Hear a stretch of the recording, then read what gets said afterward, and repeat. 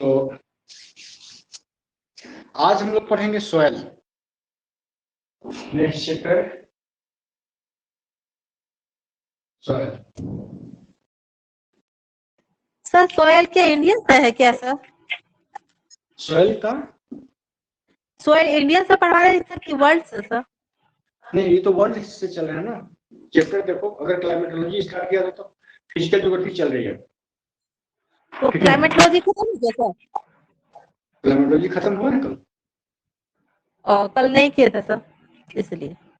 ठीक sir. Sir उसमें एक चैप्टर, हाँ सर, तो वो जो उस दिन हम क्वेश्चन किए थे सर कि यूक्रेन किस में आता है, तो बुक में तो यूक्रेन को सर यूरोप में बता रहा है सर।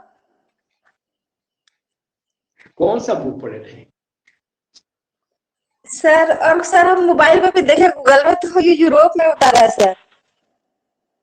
रूस दोनों हिस्से में फैला है, एशिया में फैला है और यूरोपीय देश में फैला है रूस।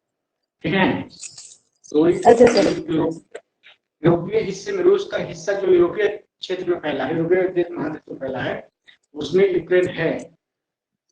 ठीक है, तो रूस का विस्तार तो एशिया में भी है और यूरोप में भी है, इसलिए वो यूरोप बता रहा हूँ। और सर एक प्रश्न था सर, इसमें जो हम लोग खनिज में जो लोहा है उसका जो पढ़ते हैं सर, जैसे धात्विक और अधात्विक पढ़ते हैं, तो सर यूरेनियम और थोरियम को तो जैसे आणविक खनिज है यूरेनियम और थोरियम, तो उसको धात्विक में और अधात्विक में दोनों में क्यों रखे हैं?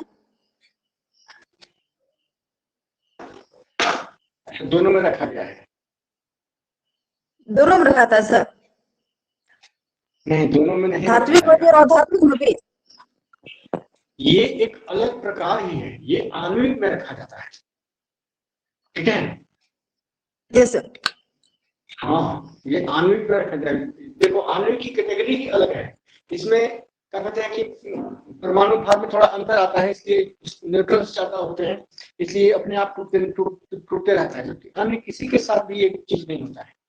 ये अलग कैटेगरी है, ना ये धातु है ना अधातु है, वास्तविकता ये है।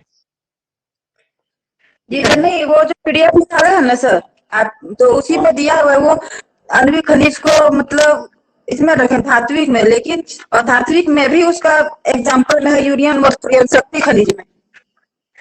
चलो तो ठीक है, ये हाँ, और शक्ति खनिज में इसको रखा गया है अधात्विक के रूप में। तो वो तो अधात्विक में है सर। जी सर। ये जानिए, ठीक है, वो एक मतलब मोटा मोटी क्लासिफिकेशन था कि हम कैसे कैसे इसको ये कैटेगराइज कर सकते हैं, मतलब कि कोई ये नहीं था। ठीक है, तो इसको, लेकिन इसको क्या कहते हैं, आणविक खनिज में रखा जाता है। ये दोनों में किसी कैटेगरी। जी सर, जी थैंक यू सर। आज हम लोग पढ़ेंगे सॉइल फॉर्मेशन। ठीक है सर, इसमें एक्चुअली जल वैज्ञानिक चक्कर सर नहीं हुआ? जयंत बोल रहे हो? जी सर। जल वैज्ञानिक एक्चुअली मैंने अभी देखा, तो ये चीज छूटा हुआ था, तो मैं उसको कर दूंगा पूरा। इसमें हमें कुछ बताना नहीं है। जल वैज्ञानिक क्षेत्र में तुम ऐसे भी जान लो कि ये अगर पर्वतीय क्षेत्र है और ये महासागरीय क्षेत्र है, सूर्य की किरणें पड़ती हैं। ठीक है, तो सूर्य की किरणें यहाँ पे पड़ती हैं, तो ये सूर्य की किरणों से जल राशि जो है, महासागर की जल राशि बहुत ज्यादा नहीं है। ठीक है, तो सूर्य की किरणों से ये जल राशि वेपराइज होकर ऊपर उठती है। ठीक है, और ये बन जाते हैं बादल। ठीक है, और ये बादल जैसे मतलब जलवाष्प भी बादल बनता है। ये बादल जैसे ही संघनित होते हैं, थोड़ा सा और जैसे ऊपर उठते हैं, ठीक है, तो ये प्रेसिपिटेशन के रूप में, वर्षा के रूप में नीचे की ओर गिरने लगते हैं। ठीक है, तो ये वर्षा होती है, लेकिन यही बादल हवा की गति के प्रभाव से आगे बढ़ते हैं और इस क्षेत्र पर जब बरस पड़ते हैं।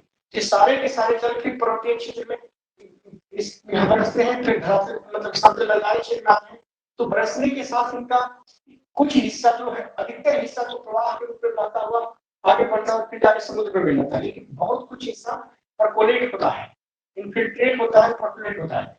तो इस तरह से ये धरती के अंदर आ जाता है, फिर अंतिम फ्लो के रूप में ये भी जाके अंतिम महासागर में ही मिलता है। तो जितनी जल राशि यहाँ से निकली थी, उतनी जल राशि इसको मिल जाती है। इसको मैं इसमें दो चीजें थी, एक तो ठीक है, इतना जल निकला, टोटल कितनी वर्षा होती है यहाँ पर, यहाँ से भी यहाँ से कितना निकलता है और कितना वर्षा होता है, यानी कि इसका बजट अलग होगा। आउटगोइंग और इनकमिंग का बजट अलग है, इसका आउटगोइंग और इनकमिंग का बजट अलग है। तो केवल बजट के आधार पर मैं इसको नहीं बताना चाहता था, मैं चाहता था कि इसमें पूरी प्रोसेस जो है, ऐसे मैं अभी भी बता सकता हूँ उसको, लेकिन मैं थोड़ा बेहतर तरीके से पढ़ना चाहता था, इसलिए भी इसको छोड़ दिया। जैसे तुम्हारा सबसे पहला क्या यूज करूंगा, वाष्पीकरण। वाष्पीकरण ऊपर जैसे ऊपर उठता है तो संग्रहण होता है, संग्रहण जैसे ये होता है, इसके बाद ये घटना वर्षण हो जाती है, इसके बाद इसको प्रेस कैसे करते हैं, तो ये घटना यहाँ भी होती है वर्षण की, ठीक है। वर्षण के बाद ये हो जाता है इनफिल्ट्रेशन या परकोलेशन, ठीक है। परकोलेशन के बाद इसका ग्राउंड वाटर मूवमेंट ये होता है, इसी तरह से सरफेस के ऊपर सरफेशियल वाटर मूवमेंट होता है, ठीक है। तो इसको हम इस दो सरफेशियल वाटर मूवमेंट को हम कहते हैं फ्लो, प्रवाह, ठीक है। तो इस तरह से ये एक चक्र के रूप में चलता है, और मैं चाहता था कि इन सारी चीजों की, सारी प्रॉपर्टीज के बारे में, इसकी सभी विशेषताओं के बारे में मैं तुमको डिटेल्स में थोड़ा दे दूं। ये चीज इस तरह से, जिस तरह से मैं बता रहा हूँ उस तरह से किसी ने मेंशन नहीं किया है। सविंदर सिंह सर ने केवल बजट दिखा दिया है, और भी लोगों ने केवल बजट दिखा दिया है, लेकिन इस तरह से मेंशन नहीं किया है। और इसको लोगों ने इसलिए मेंशन नहीं किया है कि उनके दिमाग में ये फिट है कि ये तो हाइड्रोलॉजी का पार्ट है। आधा आप यहाँ क्लाइमेटोलॉजी पढ़ते हैं और इसके बाद आधा यहाँ आप हाइड्रोलॉजी पढ़ते हैं, हाइड्रोलॉजी या क्लाइमेटोलॉजी। तो लोग क्लाइमेटोलॉजी का तो खूब वर्णन करते हैं, लेकिन जैसे ही हाइड्रोलॉजी में घुसते हैं तो फंस जाते हैं। और हमारे इंडिया में ज्योग्राफर्स की स्थिति ये है कि उनका कोई एक पेपर ठीक ठाक होता है और जिंदगी भर वही पेपर पढ़ाना चाहते हैं, ठीक है। इसलिए उनके पास ये चीज, दूसरी बात कि वो करना भी नहीं चाहते, ये सबसे बड़ी बात है कि वो करना ही नहीं चाहते। अगर करते तो बहुत कुछ कर सकते थे, ठीक है। मेन बात ये है, मैं इसको करना चाहता हूँ, मैं इसको चाहता हूँ थोड़ा बढ़िया से तरीके से, तो इसको मैं इस मृदा के बाद पढ़ाऊंगा, ठीक है। मैं अभी भी तो पढ़ा दूंगा बजट के आधार पर, लेकिन मैं चाहता हूँ कि बजट के आधार पर पढ़ाने से तुमको फायदा नहीं होगा। तुमको फायदा, वहां क्वेश्चन पूछेगा संगठन प्रोसेस के बारे में, कुछ खास विशेषताएं, 4 ही विशेषताएं बता दो इसके बारे में, तो तुमको काम कर जाएगा। तुमको हमेशा क्वेश्चन पूछा गया है, ये जो इनफिल्ट्रेशन और परकोलेशन का प्रोसेस होता है, यहाँ से हमेशा क्वेश्चन एग्जाम में पूछा गया है, लोग इसको बताते ही नहीं, क्योंकि हाइड्रोलॉजी उनकी पढ़ाई नहीं।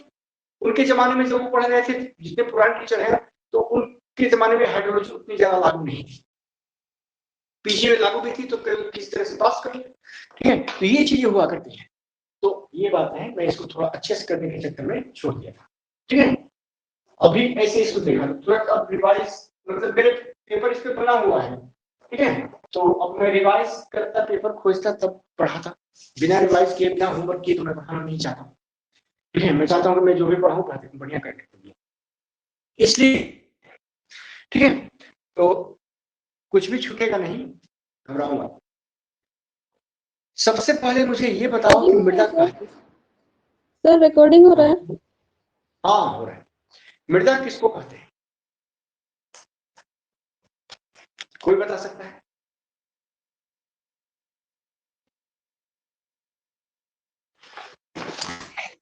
मृदा कहते किसको है? पृथ्वी के ऊपरी भाग में जो सर स्थल मंडल का सबसे ऊपरी भाग, सबसे ऊपरी भाग में रहते हैं सब, असंगठित पदार्थ, तो उसमें से रहता है पराग, चट्टान चूर्ण, पानी रहता है, उसके बाद वायु, जीवाश्म पाया जाता है, उसको सब मिट्टी खाते हैं। स्थल मंडल के निचले भाग में मृदा नहीं होती है,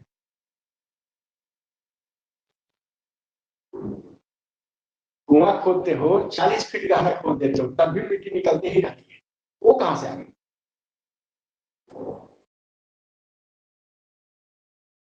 बताओ।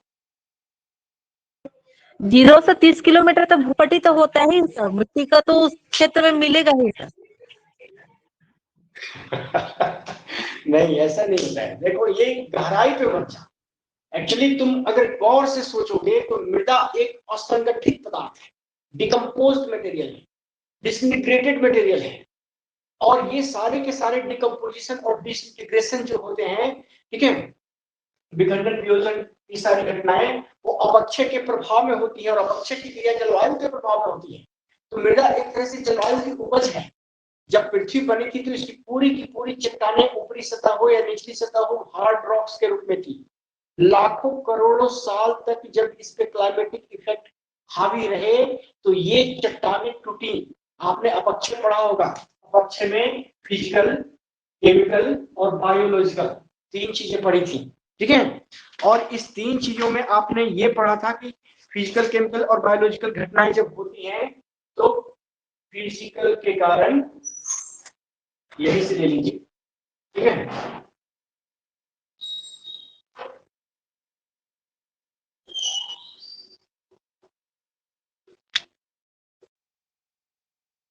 विखंडन, डिसइंटीग्रेशन, वियोजन, डिकम्पोजिशन, ठीक है, ये होता है। और बायोलॉजिकल फैक्टर्स में ऑर्गेनिक एलिमेंट्स जो होते हैं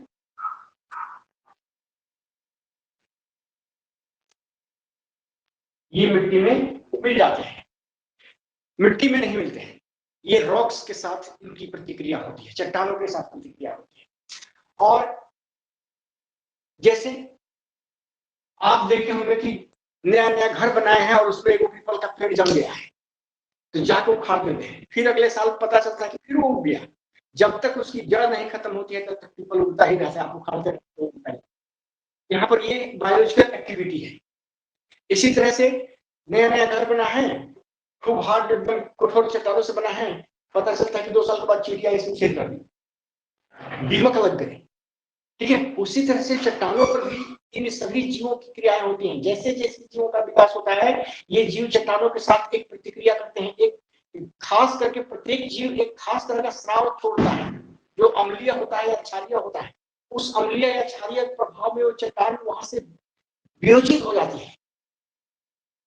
पीपल की जड़ जहां जहां चट्टान पे लगी हुई है, जब जाकर उखाड़िएगा तो ऐसा नहीं कि एक बार में खींच दीजिए उखड़ जाएगा, वहां भी बड़ी ताकत लगानी पड़ती है तब वो उसकी जड़ें एकदम चट्टान के ऊपर फैली हैं, लेकिन ऐसा मतलब कि इतनी जम के पकड़ी हुई जकड़ी हुई है उसके साथ वो भी उखड़ता नहीं है। उस जड़ से खास तरह का लिक्विड निकलता है जो उस हिस्से को डिकम्पोज करता है और उसके मिनरल्स को एब्जॉर्ब करता है,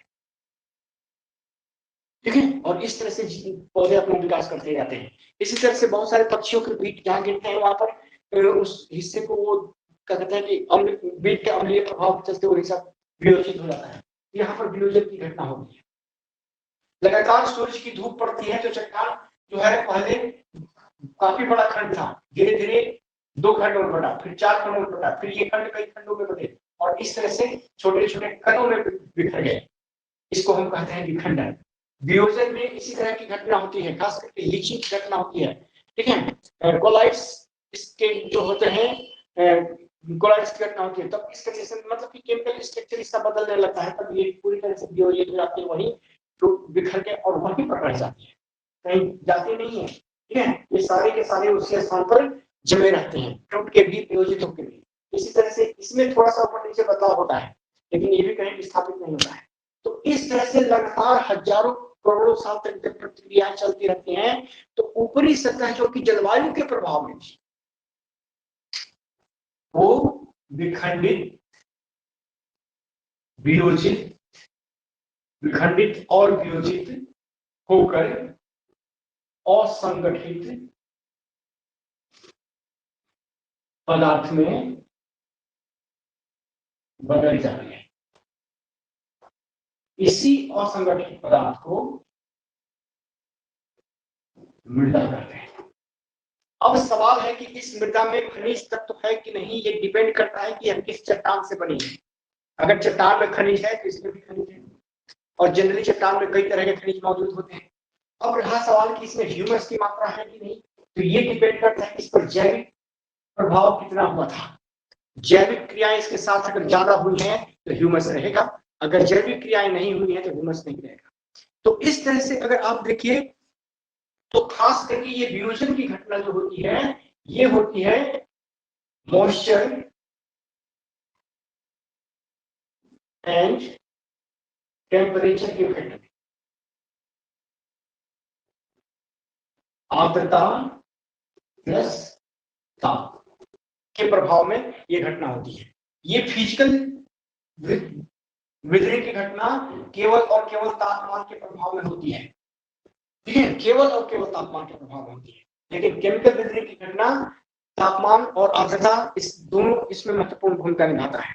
तापमान और आर्द्रता, खास करके प्रेसिपिटेशन, ह्यूमिडिटी, इवेपोरेशन, ये सारे के सारे इंटेंसिटी, फ्रीक्वेंसी और ड्यूरेशन एक खास इंटेंसिटी के साथ प्रतिक्रिया करते हैं, खास बार बार दोहराए जाते हैं इसी प्रतिक्रिया को, लंबे समय तक यही प्रतिक्रिया चलती है, ठीक है।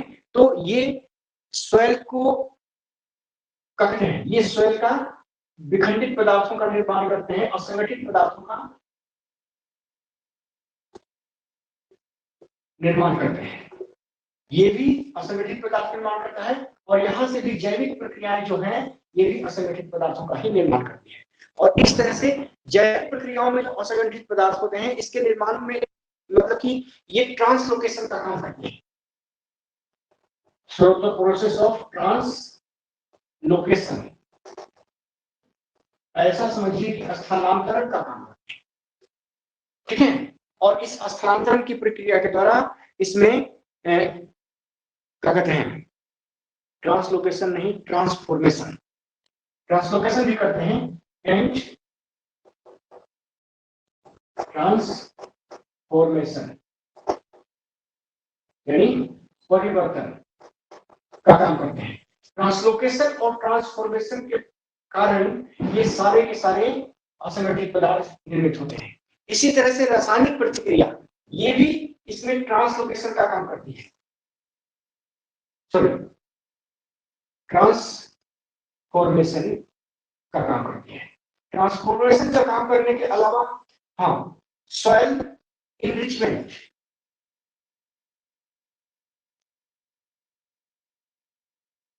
का काम करती है, सॉइल लॉस का काम करती है, ठीक है। इसी तरह से ये विखंडन के चलते सॉइल लॉस भी होता है, सॉइल इनरिचमेंट भी होता है, ठीक है। और ये सारे के सारे गुण इस असंगठित पदार्थ को निर्मित करने में महत्वपूर्ण भूमिका निभाते हैं। और इस तरह से इस असंगठित पदार्थ का निर्माण होता है और यही असंगठित पदार्थ आगे चलकर सॉइल कहलाता है, ठीक है। तो ये चीजें एक बार फिर से समझ लीजिए कि पूरे के पूरे सॉइल का निर्माण जो होता है फिजिकल, केमिकल और बायोलॉजिकल प्रोसेस के द्वारा होता है। This all process are operated by the climate.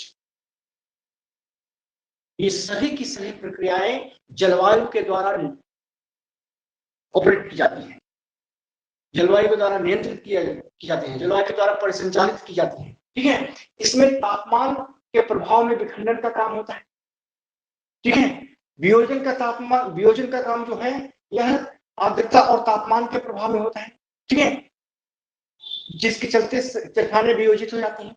जैविक क्रियाएं इसमें ट्रांसलोकेशन और ट्रांसफॉर्मेशन का काम करती हैं। अब जैसे नीचे के पदार्थ हैं, चूहा, चींटी, केचुआ, दीमक, ये सब क्या करते हैं कि नीचे की मिट्टी को ऊपर करते हैं, तो ट्रांसलोकेशन हो गया। ऊपर की मिट्टी नीचे जाना, नीचे की मिट्टी के ऊपर आना, ये ट्रांसलोकेशन है, इस तरह से बदलाव होना। इसी तरह से ट्रांसफॉर्मेशन, ये कुछ खास तरह के लिक्विड छोड़ते हैं, खास तरह के पदार्थों का निर्माण करते हैं, तो उसमें उसके चलते भी इसके रूप में बदलाव आता है। लेकिन कुछ क्रियाएं इन सभी में बड़ी कॉमन है। और जैसे ट्रांसफॉर्मेशन में कुछ फिजिकल प्रोसेस है। फिजिकल प्रोसेस आपने ऑस्मोसिस पढ़ा होगा, किशमिश को एक कटोरी पानी में डाल के छोड़ देते हैं, चने को डाल के छोड़ देते हैं तो सुबह चना फूल जाता है। और लोग कहते हैं कि चना फूला हुआ नहीं, चने का पानी जो है वो भी नहीं फेंकना चाहिए। वो इसलिए कहते हैं कि देखो इसमें मान लो कि चने के अंदर, सूखे चने में अंदर पानी नहीं होता है, तो इसको पानी की जरूरत होती है। तो जैसे पानी में डालते हो तो ये पानी को की आवश्यकता होती है, तो पानी इसकी कोशिकाओं को छेद कर इसके अंदर पहुंच जाता है। लेकिन इसका भेजा सिर्फ पानी के बाहर निकलता है, जो कि पानी में नहीं है। ऐसे लिक्विड्स, ऐसे एंजाइम्स जो पानी में नहीं है, चने से बाहर निकलते हैं और पानी में मिल जाते हैं, इसीलिए उसका कलर सुबह के तरह देखते हो तो लाल हो जाता है, ठीक है। तो इसीलिए कहते हैं कि ऑस्मोसिस प्रोसेस के चलते दोनों तरफ, अंदर का लिक्विड बाहर और बाहर का लिक्विड पानी यानी अंदर, चला गया। तो इस तरह की क्रियाएं होती हैं, और जैसे ही ये क्रियाएं होती हैं तो ट्रांसफॉर्मेशन होता है, बदलाव आता है, चना फूल जाता है और पानी लाल रंग का हो जाता है। ठीक उसी तरह से आर्द्रता की उपस्थिति में इस तरह के बदलाव आते हैं। अब जैसे तुम्हारा एक एग्जाम्पल ले लो, काफी गर्म प्रदेश है, उष्ण प्रदेश है, आर्द्रता की कमी है, तो सूरज की किरणें जब इस धरातल पर पड़ेंगी तो धरातलीय हिस्से काफी गर्म हो जाएंगे, और यहाँ से जो भी पहले से जलवाष्प उपस्थित होगा ये जलवाष्प इवेपोरेट हो जाएगा। अब यहाँ पानी की कमी हो गई, सारा जलवाष्प तो निकल गया, तो निचली तहों में जो पानी का लेयर है, यहाँ से पानी का लेयर केशिका कर्षण के कारण ऊपर की ओर उठेगा, और इस पानी के साथ नीचे के जो लवणीय पदार्थ हैं, सोडियम है, क्लोरीन है, अदर मैग्नीशियम है, ये सारे के सारे पदार्थ क्या होते हैं कि पानी के साथ ऊपर की ओर उठते हैं और निचली तहों में जाकर जमा हो जाते हैं। ये यहाँ तक नहीं पहुंचते हैं, निचली तहों में जाकर जमा हो जाते हैं, और पानी का हिस्सा जो है इसी के साथ रहता है, और ये फिर इवेपोरेट होने के लिए काम में आ जाता है। जब ये इवेपोरेट हो जाता है तो ये तह जो कैल्शियम की हो या फिर मैग्नीशियम की हो या फिर सोडियम की हो, एक हार्ड पेन का निर्माण करती है, एक हार्ड सतह का निर्माण करती है।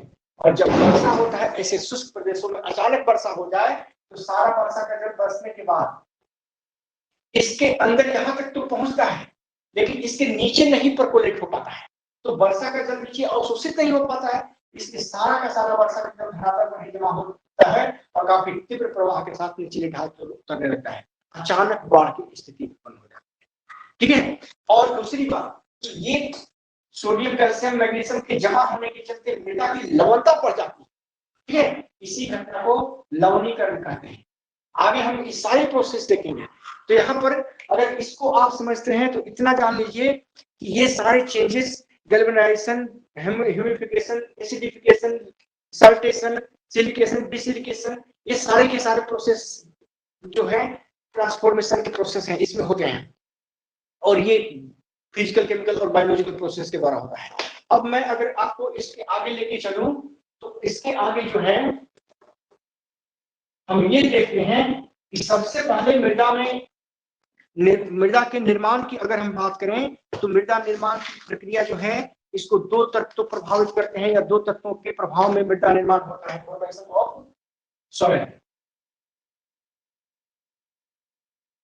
ऑफ सॉइल की अगर हम बात करें तो ये फॉर्मेशन ऐसे तो, हाँ, ये फॉर्मेशन जो है दो चीजों से प्रभावित होता है। एक आपका है फॉर्मेशन प्रोसेस, निर्माण प्रक्रिया, और दूसरा है affecting factors of formation process. निर्माण प्रक्रिया को प्रभावित करने वाले कारक, ये दो चीजों के प्रभाव में मृदा का निर्माण होता है। जनरली बहुत सारे लोगों ने इसको केवल इतना बता दिया कि निर्माण प्रक्रिया को प्रभावित करने वाले कारक जो है दो तरह के हैं, एक पैसिव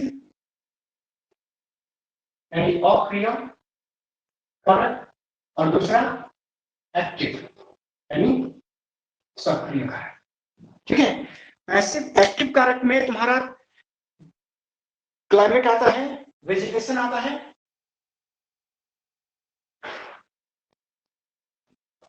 क्लाइमेट, वेजिटेशन, ठीक है। और पैसिव कारक में वेजिटेशन में ही ऑर्गेनिक मटेरियल्स भी आते हैं। पैसिव कारक में तुम्हारा आ जाता है रॉक्स एंड क्या कहते हैं, बैटरी चट्टानें, पेरेंट रॉक, पेरेंट रॉक। दूसरा है तुम्हारा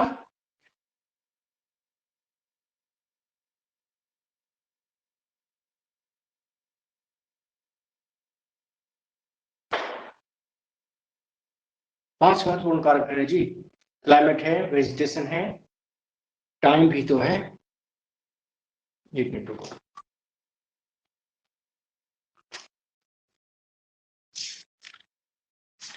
active factor and passive factor.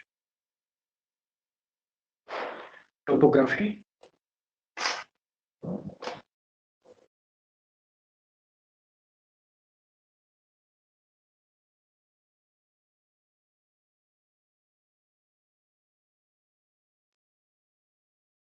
Climate को कैसे रख दिया।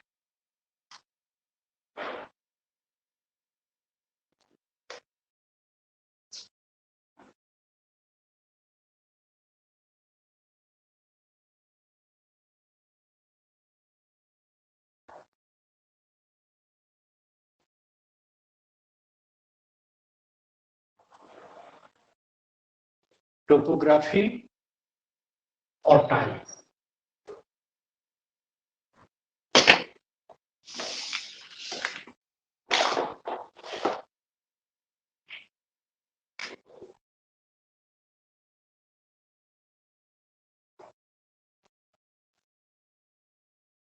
ये है तुम्हारा पैसिव फैक्टर। एक्टिव फैक्टर में क्लाइमेट और वेजिटेशन आते हैं, ठीक है।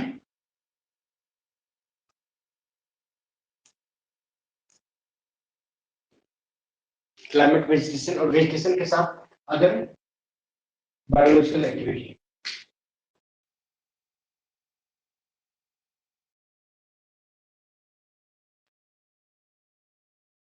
ये आ गया, ठीक है।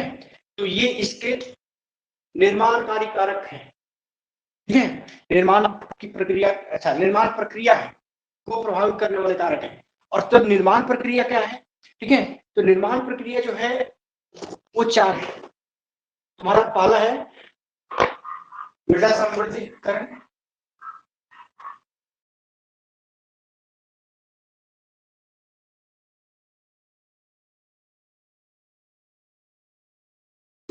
soil enrichment,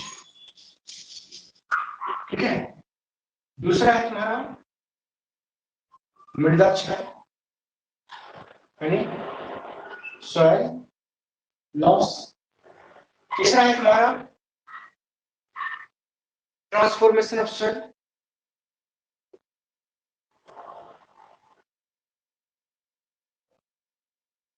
मृदा रूपांतरण।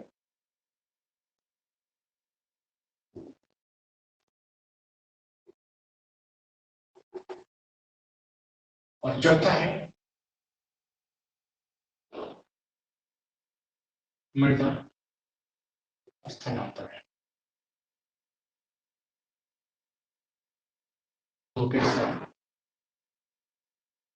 और soil। तो अभी इसमें और भी चीजें जुड़ सकती हैं, जैसे मृदा संवर्धन या समृद्धीकरण में बहुत सारी चीजें जुड़ती हैं।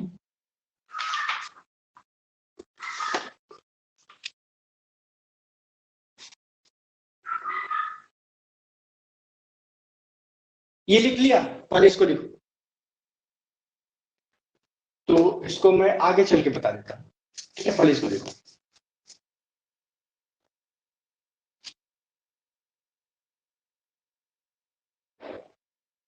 हो जाए तो बताना, थोड़ा देर ना करना।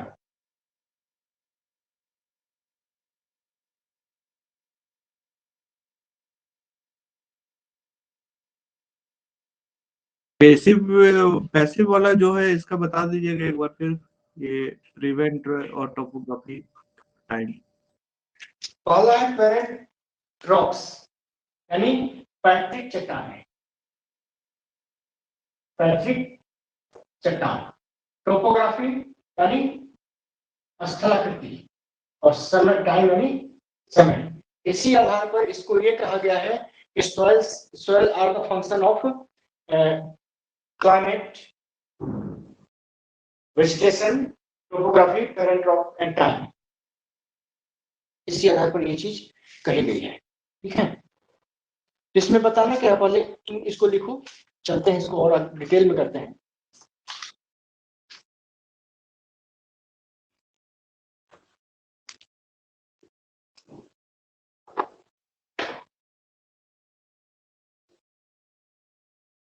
हो गया सर। चलिए, तो यहां पर देखिए, किताबें ये कहती हैं कि मृदा निर्माणकारी कारक जो हैं वो ये हैं, लेकिन हमें लगता है कि मृदा को वास्तव में निर्मित करने वाली क्रियाएं ये हैं और इन क्रियाओं को प्रभावित करने वाले कारक ये हैं।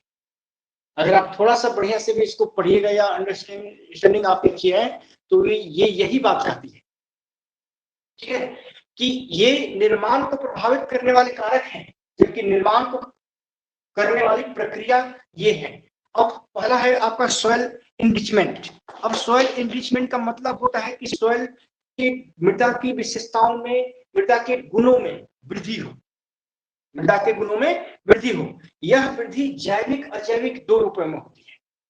या तो जैविक पदार्थ इसमें जुड़ जाए, जैसे ह्यूमस, पत्तियां सड़ गल जाए तो ह्यूमस का निर्माण हो जाता है और ह्यूमस मृदा को उपजाऊ बनाती है, ठीक है। जैविक पदार्थ इसमें, मृत जैविक पदार्थ अगर मिल जाए तो सड़ने गलने के बाद ह्यूमस का निर्माण करता है और वो मृदा को उपजाऊ बनाते हैं। इसी तरह से कहीं दूसरे प्रदेश से कुछ मिट्टी के अंश जो है आकर इसमें बिछ जाए तो वो इसको क्या कहते हैं कि उपजाऊ बनाता है। इसी तरह से इसको क्या कहते हैं कि हवा, पानी और जैविक पदार्थ जो है मिट्टी में जैविक खाद का काम करते हैं, जीवीय खाद कहते हैं इसको, बायोलॉजिकल मैन्योर, ठीक है। हवा, पानी, ठीक है, और जल, हवा और जल, इसी को जैविक पदार्थ और जीवीय खाद मतलब कि कहते हैं। क्योंकि मिट्टी का एक बहुत बड़ा गुण होता है सरंध्रता, मतलब कि सरंध्रता कहने का मतलब कि मिट्टी के जो पार्टिकल्स हैं, सूक्ष्म पार्टिकल्स, उन दो पार्टिकल्स के बीच में एक गैप होता है। उसी गैप में मिट्टी हवा भी रखती है और उसी गैप में मिट्टी पानी भी रखती है, ठीक है। और क्ले सॉइल में पार्टिकल्स इतने फाइन होते हैं कि सबसे ज्यादा पानी अब्सॉर्ब करने की क्षमता उसमें होती है, ठीक है। इसीलिए क्ले को सबसे बेहतरीन मिट्टी माना गया है क्या कहते हैं खेती के लिए, क्योंकि वो पानी और हवा दोनों बहुत ज्यादा मात्रा में रखती है। तो इस तरह से ये होते हैं। इसी तरह से आपका पत्तियां, पेड़ पौधों से गिरने वाली पत्तियां, इसी तरह से मृत जीव, ये सारे के सारे अपघटित होकर या अपचयन के द्वारा मिट्टी के ऊपरी संस्तर में मिल जाते हैं और ह्यूमस का निर्माण करते हैं। तो इस जिससे मृदा में मृदा का समृद्धिकरण होता है, यानी मृदा में कुछ नए तत्वों का जुटना ही मृदा का समृद्धिकरण है। जब तक मृदा में नए तत्व नहीं जुटेंगे मृदा की उर्वरता बढ़ेगी ही नहीं, ठीक है। जब तक नए तत्व नहीं जुटेंगे मृदा की उर्वरता बढ़ेगी नहीं। इसी तरह से मृदा के विभिन्न संस्तर में, मृदा कणों में पानी, घुलित खनिज पदार्थ, ये सब क्या कहते हैं कि आते जाते रहें, इनसे निकलते भी रहें और नए जुटते भी रहें। तो इस घटना के कारण क्या होता है कि खनिज का जमाव होता है मिट्टी में और मिट्टी की उर्वरता बढ़ती है, ठीक है। इसी तरह से केशिका कर्षण नीचे से जल को ऊपर लाती है, लेकिन केशिका कर्षण के कारण जो नीचे से जल ऊपर आता है तो नीचे से जल के साथ साथ मैग्नीशियम, सोडियम, कैल्शियम, ये सारे पदार्थ भी नीचे से ऊपर की ओर आते हैं और ऊपरी लेयर के ठीक मतलब जैविक संस्तर के ठीक नीचे आकर जमा हो जाते हैं और हार्ड पैच बनाते हैं। इसके कारण मृदा में लवण की मात्रा बढ़ जाती है। मैग्नीशियम, सोडियम, कैल्शियम, ये सब के जमा होने से मृदा में लवण की मात्रा बढ़ जाती है और मिट्टी लवणीय हो जाती है। तो ऐड तो हो गया, बहुत चीजें ऐसी हैं जिसके जो अगर मृदा में ऐड हो जाए तो मृदा के गुण में कमी आ जाती है। जैसे लवण की मात्रा बढ़ जाए तो गुण में कमी आ जाती है। जैसे पीएच वैल्यू बढ़ जाए तो मृदा अम्लीय हो जाती है, पीएच वैल्यू घट जाए तो मृदा क्षारीय हो जाती है, ठीक है। तो ये सारी प्रक्रियाएं हैं, क्षारीयकरण, अम्लीकरण, लवणीकरण, डिसिलिकेशन, ये सारी प्रक्रियाएं हैं और ये प्रक्रियाओं पर किसी का नियंत्रण भी नहीं है, ये अपने आप होने वाली प्रक्रियाएं हैं और ये मृदा निर्माण में सहायक है। ये सारे की सारी प्रक्रियाएं या तो मृदा का इनरिचमेंट करती हैं या फिर मृदा का लॉस करती है। अब रहा सवाल कि मृदा लॉस किन किन परिस्थितियों में होता है। तो मृदा लॉस की कई परिस्थितियां हैं, जैसे कि मान लीजिए उष्ण प्रदेश में बहुत ज्यादा सूर्य का तापमान प्राप्त होता है तो सारा का सारा वाटर क्या हो गया, मिट्टी से तो निकल गया। मिट्टी से जल का अंश अगर निकल जाए तो मिट्टी पौधों को उगाने में सक्षम नहीं रह पाती है, क्योंकि पौधे अगर उगते हैं तो उसकी एक खास परिस्थिति है कि पौधों की जड़ें मिट्टी से केवल और केवल जल अवशोषित करती हैं और जल दुनिया का एकमात्र ऐसा पदार्थ है जो सभी प्रकार के खनिजों को अपने में घुला कर रखता है। तो पौधे के अंदर जाता जल है, लेकिन जिस मृदा से वो जल आता है उस मृदा में उपस्थित खनिज जल में घुले रहते हैं और पहुंच जाते हैं जल के साथ पौधों में, और पौधों की कोशिकाएं उसी खनिजों के साथ कई तरह की प्रतिक्रियाएं करती हैं, प्रोटीन निर्माण करती हैं, कार्बोहाइड्रेट बनाती हैं, वसा बनाती हैं। अगर वो खनिज पदार्थ पौधों में न जाए तो ये सारे पौधों का विकास ही ना हो। जैसे जिंक, जैसे कोबाल्ट, ठीक है, लोहा, एल्युमिनियम, ये सारे के सारे पदार्थ मिट्टी पानी के साथ पौधों को प्राप्त होते हैं और इनसे पौधों का विकास होता है, ठीक है। और पौधे को जब शाकाहारी खाते हैं तो सारा खनिज पदार्थ शाकाहारी के शरीर में चला जाता है। तुमको जब रतौंधी हो जाती है, आंख से कम दिखाई पड़ने लगता है, तो डॉक्टर कहता है कि जाके गाजर खाओ चाहे आम खाओ। क्यों कहता है? तो विटामिन ए पाया जाता है। और विटामिन ए बना कैसे? तो विटामिन ए एक कॉम्प्लेक्स, बहुत कॉम्प्लेक्स रासायनिक यौगिक है और इसका निर्माण पौधों में होता है।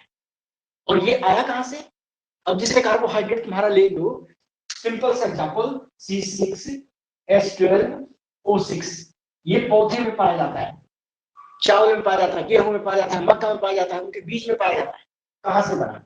तो पौधे जब प्रकाश संश्लेषण की क्रिया कर रहे थे तो प्रकाश संश्लेषण की क्रिया में इनकी पत्तियां CO2 लेती हैं वायुमंडल से, H2O जड़ से खींचता है और ये दोनों सूर्य प्रकाश की उपस्थिति में, सनलाइट की उपस्थिति में प्रतिक्रिया करते हैं उसी कोशिका के अंदर। और प्रतिक्रिया करने के बाद उसी कोशिका में C6H12O6 बनता है, ठीक है, और साथ ही साथ O2 रिलीज होता है। अब इसको तुमने गाय या बकरी या तुमने खुद पालक के रूप में खा लिया, या सॉरी पालक के रूप में, हाँ, इसको तुमने गेहूं के रूप में खा लिया, चावल के रूप में खा लिया, मक्का के रूप में खा लिया, ठीक है, आलू के रूप में खा लिया, गन्ना का रस पी लिया, ये सारा कार्बोहाइड्रेट से भरा होता है। तो कार्बोहाइड्रेट चला गया तुम्हारी बॉडी में और तुम्हारी बॉडी के माइटोकॉन्ड्रिया में ये जाएगा सीधा और कहीं नहीं जाएगा। माइटोकॉन्ड्रिया में जाएगा, माइटोकॉन्ड्रिया में जो तुम सांस लेते हो तो उसके द्वारा ऑक्सीजन ब्लड में, फेफड़े में, और फेफड़े से ब्लड में, और ब्लड से कोशिका में। माइटोकॉन्ड्रिया में ये ऑक्सीजन पार्टिकल्स जो है तुम्हारा ऑक्सीजन पार्टिकल्स मिलता है, C6H12O6 होता है और प्रतिक्रिया करता है और ये टूटता है किसमें? तो CO2 में टूटता है, कार्बन डाइऑक्साइड प्लस H2O में टूटता है। देखो यही मिलके बना था और यही यहाँ टूट के अलग हो गया उसी कार्बोहाइड्रेट से। जीव कोशिका में प्लस रिलीज होती है टोटल 38 एमिनो ट्राइफॉस्फेट एनर्जी। इसमें से 2 इस पूरे प्रक्रिया के होने में खर्च हो जाती है और बचती है 30 ATP एनर्जी। और यही एनर्जी तुम्हारे बॉडी में, तुम्हारे बोलने, चलने, फिरने, गाने, घूमने, सुनने, देखने, जितना काम तुम करते हो दुनिया में, वो सारे काम को करने के लिए जो ऊर्जा आती है, यही ATP है जो कार्बोहाइड्रेट की, तुम्हारी बॉडी में कार्बोहाइड्रेट टूटने से बनी है। और एक बात जान लो, जो यहाँ तो मैंने कह दिया था कि CO2 और H2O प्रकाश की उपस्थिति में, अगर प्रकाश न मिले तो प्रकाश संश्लेषण की क्रिया न होगी।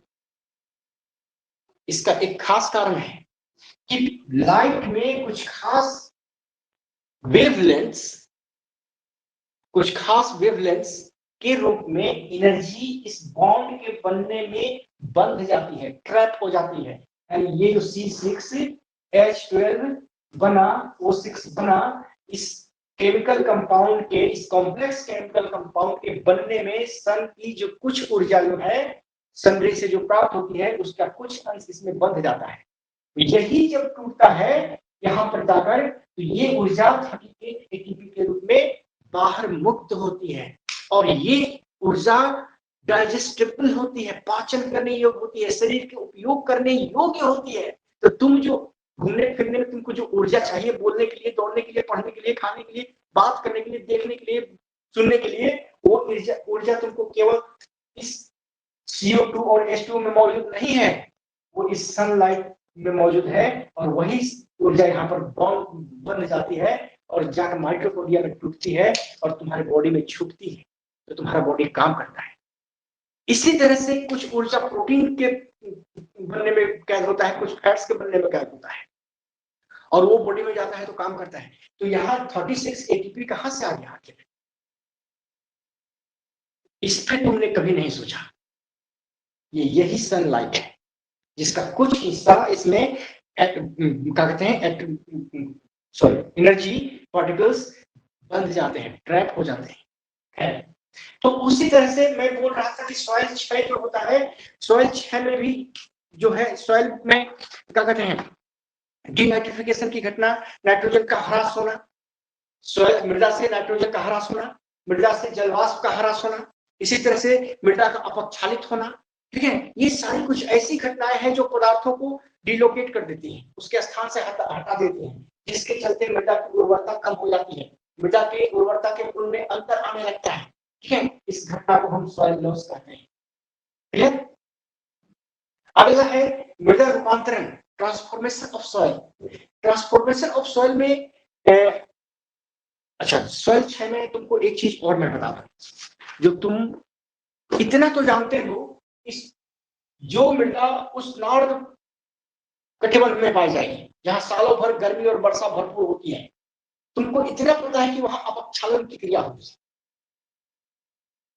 क्लियर? इस अपक्षालन की क्रिया में, ठीक है, इस अपक्षालन की क्रिया में होता क्या है कि ये ऊपरी संस्तर है ए, ये निचला संस्तर है बी, ये मृदा के प्रोफाइल्स हैं। इसको मैं आगे बताऊंगा, फिलहाल इसको समझाने के लिए मैं बता रहा हूं कि खूब जब वर्षा होती है, ठीक है, तो वर्षा होने के चलते जितने खनिज तत्व इस संस्तर में मौजूद होते हैं, वो वर्षा जल के साथ घुलते हैं और चले जाते हैं नीचे की ओर, और बी संस्तर में जाकर ये सारे के सारे खनिज जमा हो जाते हैं। चूंकि यहाँ ऊपरी संस्तर के खनिज आकर बी संस्तर में जमा हो जाते हैं, इसलिए इसको विनिक्षेपण मेखला करते हैं। ठीक है, और यहां से चूंकि खनिज नीचे की ओर जा रहे थे, तो इस घटना को अपवहन कहते हैं। ठीक है, ये घटना क्या कहलाती है? अपवहन कहलाती है। इल्यूविएशन और एल्यूविएशन, ठीक है, जोन ऑफ एल्यूविएशन और प्रोसेस ऑफ इल्यूविएशन, इसी अपवहन की घटना को हम अपक्षालन कहते हैं, लीचिंग। ठीक है, इल्यूविएशन और जोन ऑफ एल्यूविएशन। ठीक है, तो ये घटना होती है। ये घटना होती कहाँ है? यहाँ पर तो सारे खनिज का लॉस हो गया कि सारे खनिज जाके बी संस्तर में जमा हो गए, तो ऊपरी संस्तर की उर्वरता क्या हो जाएगी? घट जाएगी। इस घटना को हम मृदा क्षय कहेंगे, सॉइल लॉस कहेंगे। इसी तरह से ये घटना जो होती है, ये कहाँ होती है? तो उष्णार्द्र प्रदेश में, जहां सालों भर गर्मी हो और वर्षा भी भरपूर हो। विषुवत-रेखीय जलवायु प्रदेश, सदाबहार जंगलों में सालों भर जहां वर्षा भी होती है और गर्मी भी होती है। लेकिन यही एक स्थिति और एक जगह बनती है पृथ्वी पे, शीत भी हो और आर्द्र भी हो, जैसे पश्चिमी यूरोपीय तुल्य जलवायु जहां जहां पाई जाती है, या फिर क्या कहते हैं सेंट लॉरेंस, जहां जहां पाई जाती है वहां पर क्या होता है? सालों भर वर्षा होती है, आर्द्रता खूब होती है, लेकिन ठंडी होती है। तो इस कंडीशन में क्या होता है? हाँ, तो इसमें ऊपर उष्णार्द्र प्रदेश में अगर ये घटना होती है, तो ऊपरी सतह पर दो एलिमेंट खास करके बचते हैं। दो एलिमेंट कौन कौन है जी? Fe, एल्यूमिनियम और सिलिकॉन, ये बचते हैं। उष्णार्द्र प्रदेश में क्या होता है? हाँ, ये उष्णार्द्र प्रदेश में। लेकिन यही प्रदेश अगर होता है, क्या कहते हैं, शीतार्द्र प्रदेश, अगर शीतार्द्र होता है,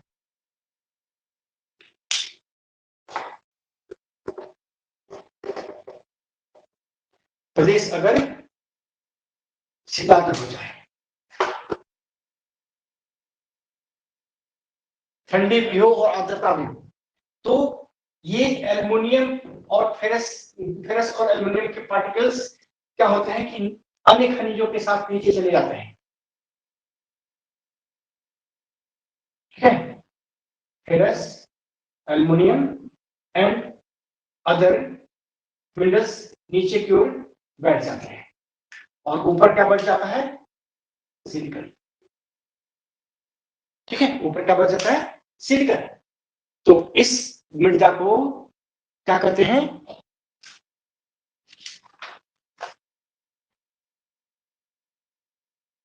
इस प्रक्रिया सिलिकॉन नहीं, ऊपर बच जाता है एल्युमिनियम, सिलिकॉन और एल्युमिनियम बच जाते हैं। ठीक है, तो इस मृदा, इस प्रक्रिया को ऑर्जोलाइजेशन कहते हैं।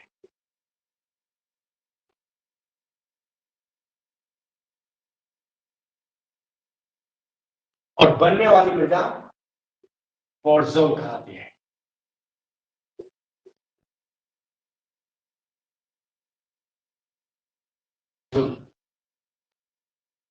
पोरजोल कहलाती है।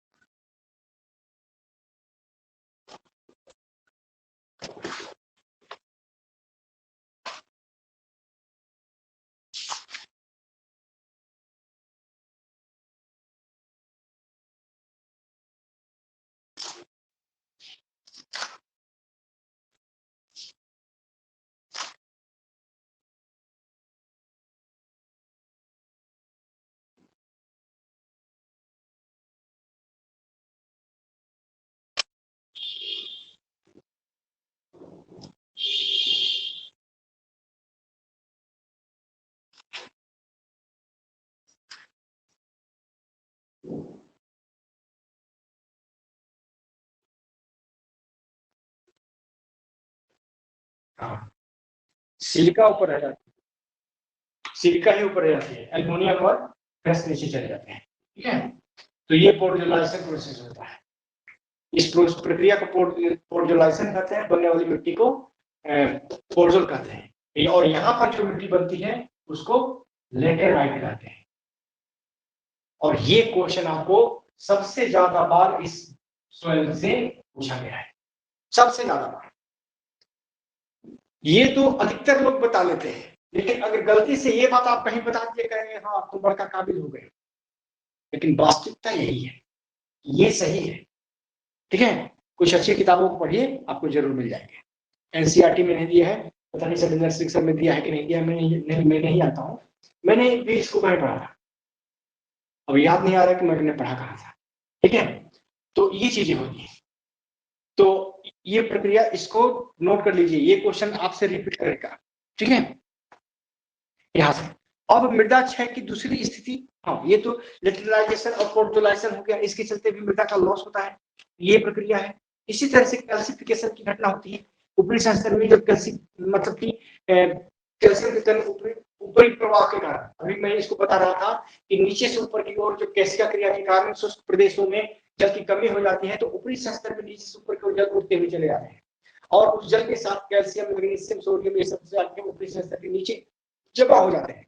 तो इस तरह से लवणों के जमा होने के चलते मिट्टी का लवणीकरण होता है। ये सारी प्रक्रिया है। ठीक है, इसी तरह से अगला है आपका, अगला पॉइंट था तीसरा नंबर पे, स्थानांतरण, ट्रांसलोकेशन ऑफ द मटेरियल। ठीक है, मिट्टी का स्थानांतरण दो तरीके से होता है, या तो वर्टिकल या फिर नीचे की ओर। वर्टिकल में दो तरीके हैं, ऊपरी मुखी और अधोमुखी, या फिर क्षैतिज। अब पानी वर्षा हुई, वर्षा ने अपने साथ मिट्टी को घुलाया और लेके बह गई, ये हॉरिजॉन्टल मूवमेंट ऑफ सॉइल कहलाएगा। ठीक है, तो ये एक तरीका हुआ ट्रांसलोकेट करने का, एक स्थान से दूसरे स्थान तक करने का। तो अपर्दन इसका सबसे बड़ा, अपर्दन और परिवहन, अपर्दन, परिवहन और निक्षेपण, ये इसमें बहुत महत्वपूर्ण भूमिका निभाता है। तो इस तरह की क्रियाएं होती हैं, तो मिट्टी का स्थानांतरण होता है। लेकिन मिट्टी में जब ऊर्ध्वाधर स्थानांतरण, यानी ऊपरी मुखी या अधोगामी, निचले मुखी, अधोमुखी, ऊपरी मुखी और अधोमुखी स्थानांतरण हो, तो मिट्टी में बहुत बड़ा बदलाव आता है। मिट्टी के गुणों में मिट्टी का क्षैतिज स्थानांतरण हो तो पूरा मिट्टी ही खत्म हो जाती है और कहीं और पर जाकर जमा हो जाती है, जरूर मृदा का निर्माण होता है। ठीक है, यहाँ मृदा के गुण में बदलाव नहीं आते हैं, बल्कि और बढ़ जाते हैं। हाँ, जिस क्षेत्र से मिट्टी कटती है वहां पर मिट्टी का क्षय होता है। ठीक है, तो वहां मिट्टी का क्षय होता है। लेकिन जब मिट्टी में ऊर्ध्वाधर यानी ऊपरी मुखी या अधोमुखी स्थानांतरण हो गए हैं, तो ये घटना होती है। और इस अधोमुखी और ऊपरी मुखी स्थानांतरण में तीन तरह की क्रियाएं होती है, जो अभी मैंने बताया, ये उससे भी रिलेटेड है। एक आपका प्रोसेस ऑफ ड्रिचिंग,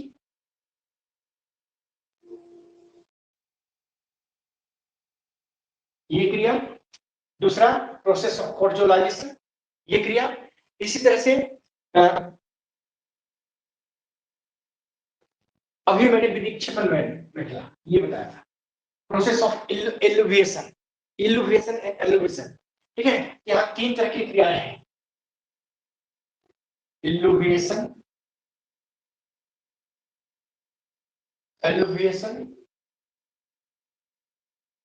ये दोनों ऊपर से नीचे की ओर खनिज पदार्थों का ले जाते हैं। इल्यूविएशन ले जाने की क्रिया है और एलिवेशन ले जाने जमा करने की क्रिया है। ठीक है, ये लीचिंग में होता है।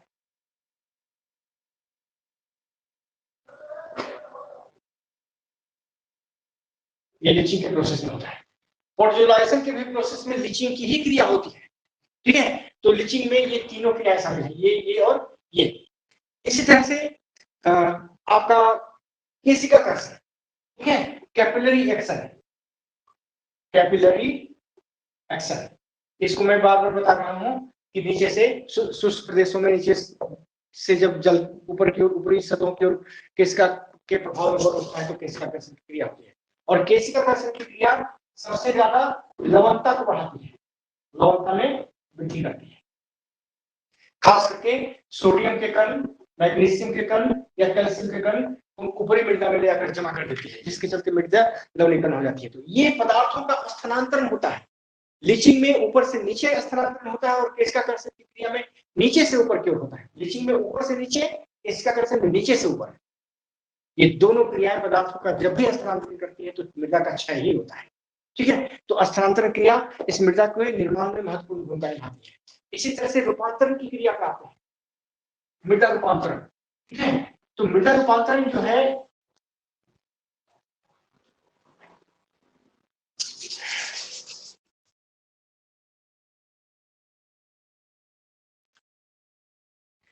ये घटना जैविक और अजैविक दोनों के प्रभाव में होती है। और रूपांतरण में 2 चीजें दिख जाती है।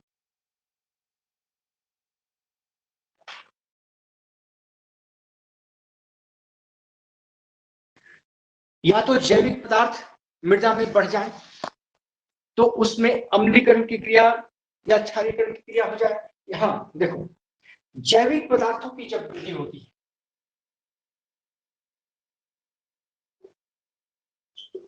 मृदा में तो ह्यूमस का निर्माण होता है और मृदा की उर्वरता में वृद्धि होती है। जितना ह्यूमस बढ़ेगा उतना ही उर्वरता बढ़ेगी। लेकिन ये कंडीशन उष्णार्थ प्रदेश में है। अगर बहुत शीत प्रदेश में जाओगे तो वहां जैविक पदार्थ तो मिलते हैं मृदा में, लेकिन ये ह्यूमस सड़ता नहीं है, सड़ता नहीं है, तो मृदा में मृदा की उर्वरता बढ़ती नहीं है। तब ऐसी मृदा को हम पीट मृदा कहते हैं। ऐसी मृदा को क्या कहते हैं? पीट मृदा कहते हैं। इससे ह्यूमस, हाँ, इसकी मात्रा बढ़ती नहीं है। इसी तरह से अकरेंस ऑफ न्यू मटेरियल, नए तत्वों की उत्पत्ति होना, नए तत्वों की उत्पत्ति, ये मृदा के गुण में बदलाव लाने में सक्षम होते हैं। ठीक है, और खास करके ये नए तत्व या तो रिडक्शन के चलते हों पदार्थ के या फिर जैविक मटेरियल रिडक्शन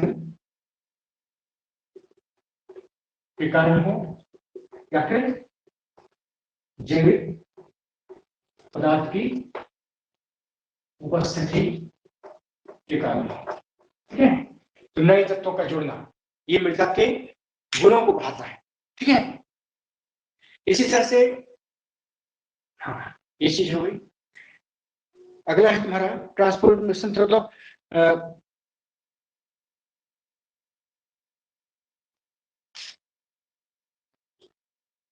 जैविक प्लस अजैविक तत्वों का मिश्रण। अगर ये चीज घटना होती है तो ये भी मृदा के गुण में बदलाव लाता है। ठीक है, इसी तरह से वनस्पति का वनस्पतियों का तुम्हारा वियोजन होना,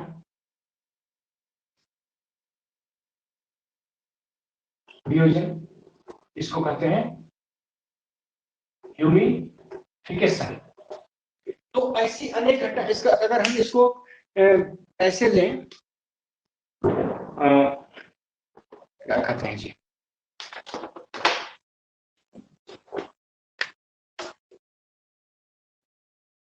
ह्यूमिफिकेशन हो जाए तो मृदा के गुण बदलते हैं। इसी तरह से डिसिलिकेशन की क्रिया हो तो मृदा के गुण बदलते हैं, ठीक है। इसी तरह से लेटराइजेशन की क्रिया हो तो गुण बदलते हैं। यानी कि ये सब अलग अलग क्रिया है। लेटराइजेशन, तुम्हारा पोर्टलाइजेशन,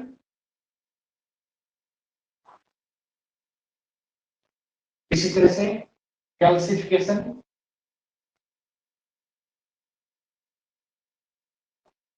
की क्रिया हो, इसी तरह से ह्यूमिफिकेशन, अच्छा ह्यूमिफिकेशन लिख दिया है, साल्टेशन, लवणीकरण, इसी तरह से मेलेनाइजेशन, जब किसी मृदा के संस्तर में जैविक पदार्थों की उपस्थिति के कारण उसका रंग और गहरा होने लगता है तो इस घटना को हम मेलेनाइजेशन कहते हैं, ठीक है। मेलेनाइजेशन की क्रिया हो, क्लासिफिकेशन हो गया, क्लासिफिकेशन हो गया, मेलेनाइजेशन हो गया, ह्यूमिफिकेशन, गैल्वेनाइजेशन, गैल्वेनाइजेशन, ठीक है। ये क्रिया हो तो इसका गुण बदल जाता है। तो ये सारी क्रियाएं हैं जो मृदा के गुणों में बदलाव लाती हैं, रूपांतरण करती हैं, ठीक है। और भी इस तरह की और क्रियाएं हैं, ठीक है। तो ये क्रियाएं, इन क्रियाओं के चलते मृदा के गुणों में परिवर्तन आते हैं। अब रहा सवाल कि अभी तक जो तुमने 4 तरह की प्रक्रियाएं पढ़ी मृदा निर्माण की, वो प्रक्रियाओं को प्रभावित करने वाले कारक बड़ी महत्वपूर्ण भूमिका निभाते हैं। जो दूसरा पक्ष इधर मैंने लिखा था उस कारक की मैं चर्चा कर रहा हूँ। ये कारक जो है 2 तरह के होते हैं। एक तो बहुत सक्रिय कारक होते हैं, दूसरा कहीं सक्रियता नहीं दिखाते हैं, अपने स्थान पर पड़े रहते हैं और खुद ब खुद सारी चीजें होती चली जाती हैं उनके प्रदेश में। जैसे तुम निष्क्रिय कारकों को देखो, ठीक है। निष्क्रिय कारकों को अगर हम देखें तो उसमें सबसे पहली चीज आती है कि तुम्हारा ये पैतृक चक्र है, पैतृक चक्र है, पेरेंटल ड्रॉप। तो पेरेंटल ड्रॉप में वो चट्टानें शामिल हैं जिनसे या जिनके अपक्षय यानी कि विखंडन प्लस वियोजन से मृदा बनती है। अब जैसे मान लो कि बेसाल्ट है, बेसाल्ट टूटे फूटेगी तो क्या बनेगा? काली मृदा, काली मिट्टी बनती है ना बेसाल्ट के फूटने से, क्या? अच्छा, नहीं मालूम है। महीन कण वाली काली मृदा बनती है।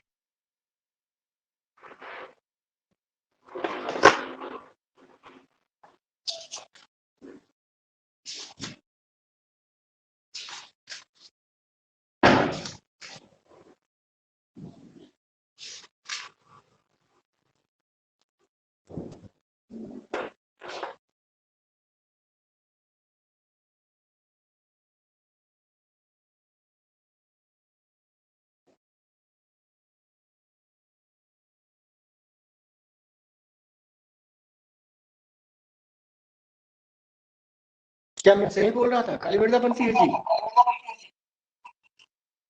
है? सर लाइट यहाँ पर सर चमक रहा है वो सर क्या है?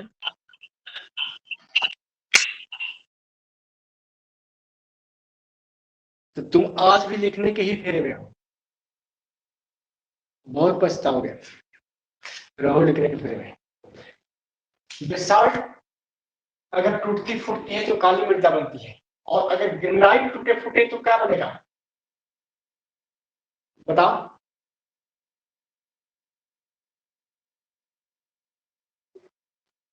बालू मिश्रित क्ले, बालू मिश्रित क्ले मृदा बनती है।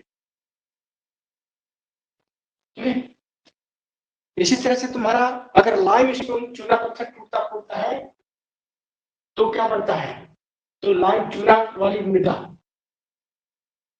चूना युक्त मृदा का निर्माण होता है। ठीक है, तो ये मेजर चीजें हैं। लेकिन अगर हम ध्यान से देखें तो ये चट्टानों में कौन कौन से गुण हैं? पहले ये देखो, तो चट्टान में सबसे पहले ये देखा जाता है कि मटेरियल मतलब कि फॉर्मेशन मटेरियल क्या है? फॉर्मेशन मटेरियल चट्टान का क्या है? तो जिस चीज से चट्टान बनी रहेगी उसकी प्रधानता रहेगी। ठीक है, जैसे ग्रेनाइट और बेसाल्ट दोनों एक ही मैग्मा के जमने से बनते हैं, सिमिलर मैग्मा है, कोई अंतर नहीं। एक चट्टान सतह के ऊपर जम गई और दूसरी सतह के नीचे जम गई, लेकिन उस मैग्मा के ठंडे होने की दर में अंतर था, जिसके चलते बेसाल्ट मैग्मा जो जमीन के ऊपर बाहर निकल गई जम गई तो लावा कहलाएगा। लावा तेजी से ठंडा होता है क्योंकि खुली सतह पर होता है, हवा जल्दी से जल्दी इसके कांटेक्ट में आती रहती है, उसको ठंडी करती रहती है। तेजी से ठंडा जो होता है इसके चलते ये रवेदार होती है, और रवेदार होने के कारण जब ये टूटती फूटती है तो काली मिट्टी का निर्माण होता है। ठीक है, काली मिट्टी में ह्यूमस नहीं होता है, अंदर सारे मिनरल्स प्रचुर मात्रा में होते हैं, आयरन नहीं होता है। ठीक है, लोहा, आयरन और लोहा होते हैं। ठीक है, शायद फास्फोरस नहीं होता है। तो इसलिए खनिज में भी बड़ा कहते हैं रिच होती है। लेकिन वही ग्रेनाइट जो धरती के अंदर धीमी गति से जम रहा था, ये जब टूटता फूटता है तो बालू मिश्रित क्ले मृदा का निर्माण होता है। मैग्मा एक ही था, लेकिन चट्टान के बनने के कारण, चट्टान बनने की प्रक्रिया के कारण इसमें उपस्थित खनिजों में अंदर आ गया। तो वही मैं कह रहा था कि फॉर्मेशन मटेरियल क्या थे? इस पैतृक चट्टान को निर्मित करने में कौन कौन से मटेरियल महत्वपूर्ण रहे? पहली बात तो ये होती है पैतृक चट्टान का योगदान। जिस मटेरियल से वो चट्टान बनी रहेगी उसके टूटने फूटने के बाद मिट्टी में उसी मटेरियल की अधिकता रहेगी। क्लियर? जैसे देखो चूना पत्थर, कैल्शियम कार्बोनेट ज्यादा है, तो जब ये चट्टान टूटती है तो चूना युक्त मृदा का निर्माण होता है। ठीक है, ये बातें होती हैं। इसी तरह से आयरन ऑक्साइड वाली चट्टानें जब टूटती हैं तो लाल मिट्टी का निर्माण होता है। ठीक है, तो ये बातें होती है। इसी तरह से तो हाँ, ये हो गया। दूसरी बात ये देखा जाता है कि मिनरल एंड केमिकल कंपोजिशन, चट्टान में खनिज प्लस केमिकल कंपोजिशन यानी रासायनिक संगठन क्या है, कौन कौन से खनिज मिलकर बने हैं, खनिज कौन सा है और किन किन खनिजों की वजह से ये चट्टान बनी है। चट्टान के टूटने पर वही खनिजें मुक्त होंगी और मिट्टी में हमको पाई जाएंगी। तीसरी बात हम ये देखते हैं कि rate of withering and the depth of withering metal, यानी कि अपक्षय की दर तथा अपक्षय मेटल की गहराई कितनी है। अपक्षय की दर जितनी उच्च होगी मृदा का निर्माण उतनी ही जल्दी होगा, और जितनी उच्च होगी अपक्षय मेंटल की गहराई यानी नीचे अपक्षय पदार्थों की गहराई जो है उतनी ही ज्यादा होगी, और नीचे अपक्षय पदार्थों की गहराई जितनी ज्यादा होगी उसमें सॉइल प्रोफाइल का उतना ही ज्यादा विकास होगा, और सॉइल प्रोफाइल का अगर विकास होता है तो यह मिट्टी एक पार्श्विक मिट्टी कहलाएगी। यह मिट्टी एक पार्श्विक मिट्टी कहलाएगी और खनिज संसाधन के मामले में धनी मिट्टी कहलाएगी। इसके खनिज कभी समाप्त नहीं होंगे, अगर समाप्त होंगे ऊपरी स्तर में तो फिर से मिट्टी को पलट दो, नीचे के खनिजों पर आ जाएंगे, ये चीज इसमें बना रहेगा। ठीक है, तो ये बातें होती हैं, तो ये गहराई पर निर्भर करता है। ठीक है, ये चीजें होती हैं। अब दूसरा फैक्टर है मेरा स्थलाकृति। दूसरा फैक्टर है मेरा स्थलाकृति। अब ये डिपेंड करता है कि ये स्थलाकृति किस तरह से है। तो इसको दो कारक सबसे ज्यादा प्रभावित करते हैं। पहला ये कि प्रभावित करने वाले कारकों में प्रभाव दो चीजों का पड़ता है। एक तो सौर विकिरण का, मतलब कि स्थलाकृति इस तरह से हो कि उस पर सूर्य की किरणें पड़े। अब जैसे सूर्योदय इधर हो रहा है और स्थलाकृति ऐसे है, इस सतह पर सूर्य की किरणों के पड़ने के कारण ज्यादा विकास होगा।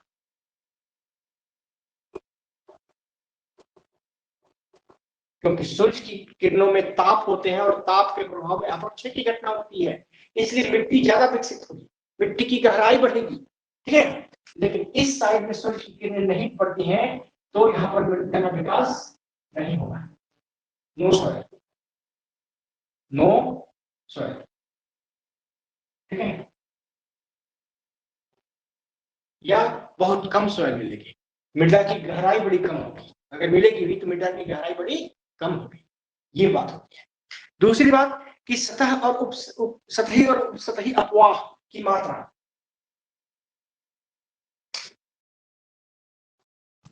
सतही और उपसतही अपवाह की मात्रा ये कितनी है, ये चीज देखा जाता है।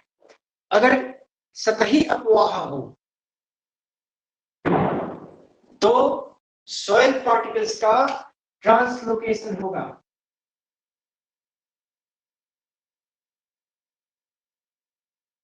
क्लियर? मृदा एक स्थान से उठाकर दूसरे स्थान तक ले जाई जा सकती है और दूसरे स्थान से इस स्थान पर लाई जा सकती है। यानी कि यहाँ पर दोनों बातें होंगी, इनरिचमेंट समृद्धि की भी बात होगी और क्षय की भी बात होगी। अगर इस स्थान से ले जाई जाएगी तो मृदा क्षय होगा और इस स्थान पर लाई जाएगी तो मृदा समृद्धि होगी। क्लियर? दूसरी बात की उपसतही यानी सतह के नीचे, सतह के ऊपर अपवाह और सतह के नीचे अपवाह। सतह के नीचे अपवाह होगा तो हमें ये देखना होगा कि ये अपवाह जो है सतह के नीचे डाउनवर्ड मूवमेंट है कि अपवर्ड मूवमेंट है। अगर अपवर्ड मूवमेंट होगा तो कैल्सिफिकेशन की घटना ज्यादा होगी और डाउनवर्ड मूवमेंट होगा लीचिंग, या इसको क्या कहेंगे, दूसरा एक कभी वर्ड यूज किया था मैंने, बड़ा अच्छा था। चलो क्या इसके लिए खास वर्ड चलो याद नहीं आ रहा है, लेकिन लीचिंग का प्रोसेस होगा और मृदा है। ठीक है, तो ये चीजें नहीं होनी चाहिए, तभी तुम्हारा मृदा समृद्धि होगी। ठीक है, इसी तरह से क्या कहते हैं, स्टीप ऑफ स्लोप, ढाल की मात्रा। ठीक है, इस स्थलाकृति में ढाल सूर्य की ओर है कि नहीं, ढाल ढाल की मात्रा ज्यादा होगी तो उसमें मृदा क्षय होगा। लेकिन बेहतरीन मिट्टी के विकास के लिए हमेशा देखा गया है कि हल्की ढाल वाले लगभग समतल भूमि हो, इस पर सूर्य की किरणों का प्रभाव हो, सूर्य की किरणों का प्रभाव हो और इस क्षेत्र में कभी कभी वर्षा हो, यानी ह्यूमिडिटी थोड़ी सी बनी रहे, तो पाया जाता है कि सबसे बेहतरीन मिट्टी का निर्माण होता है। जेंटल स्लोप हो, ठीक है, इरोजन बहुत कम हो, बहुत धीमा हो, ठीक है, तो और कहते हैं प्रेसिपिटेशन भी हो ताकि वाटर की उपलब्धता हो। तो इस तरह के क्षेत्र में गहराई तक मिट्टी का विकास होता है, काफी गहराई तक, क्योंकि अपक्षय की घटना होती है। हल्की वर्षा हो जाए यानी जल भी उपलब्ध हो जाए, तापमान भी उपलब्ध हो जाए और मिट्टी का ट्रांसलोकेशन भी न हो, यानी ये सब घटनाएं न हो, तो इस तरह के कंडीशन में सबसे उपयुक्त मिट्टी, सबसे ज्यादा मिट्टी का निर्माण होता है। अपक्षय की घटना होती है और यहाँ की मृदा यही पर रह जाती है, जिसके चलते मृदा की गहराई बढ़ती जाती है, यानी कि विदरिंग मेंटल का विकास होता जाता है। और विदरिंग मेंटल यानी गहराई तक मिट्टी अगर बनती चली जाएगी, टूटती फूटती चले जाएंगे चट्टान, तो ये सॉइल प्रोफाइल विकसित होगा, और सॉइल प्रोफाइल विकसित होगा तो वह मिट्टी ज्यादा रिच मिट्टी, रिच सॉइल कहलाती है। ये बात होती है। तो ये सारी चीजें इसमें देखा जाता है, ठीक है।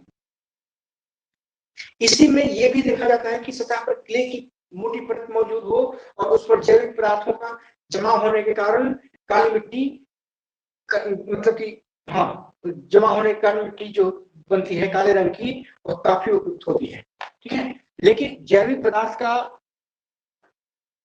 अपघटन होना चाहिए, लेकिन अगर जैविक पदार्थ का अपघटन नहीं होता है तो इस कंडीशन में बनने वाली मिट्टी पीट मिट्टी कहलाती है, ठीक है। इसी तरह से हाँ, सूर्य का प्रभाव इस देख लिया है, तो इसको मिटा दूं।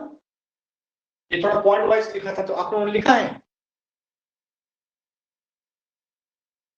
नो सर, ठीक है। तो चलिए मत लिखिए, मत, मैं इस स्क्रीनशॉट लेके भेज देता हूँ, क्योंकि लिखेंगे तो टाइम लगेगा।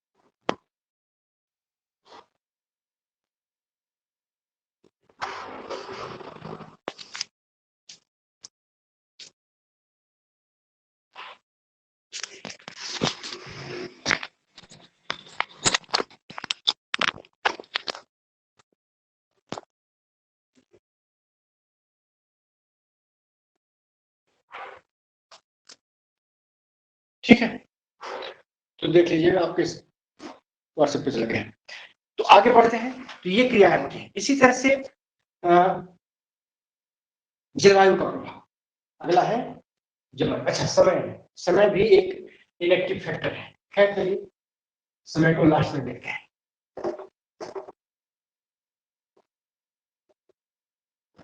अगला है मेरा जलवायु।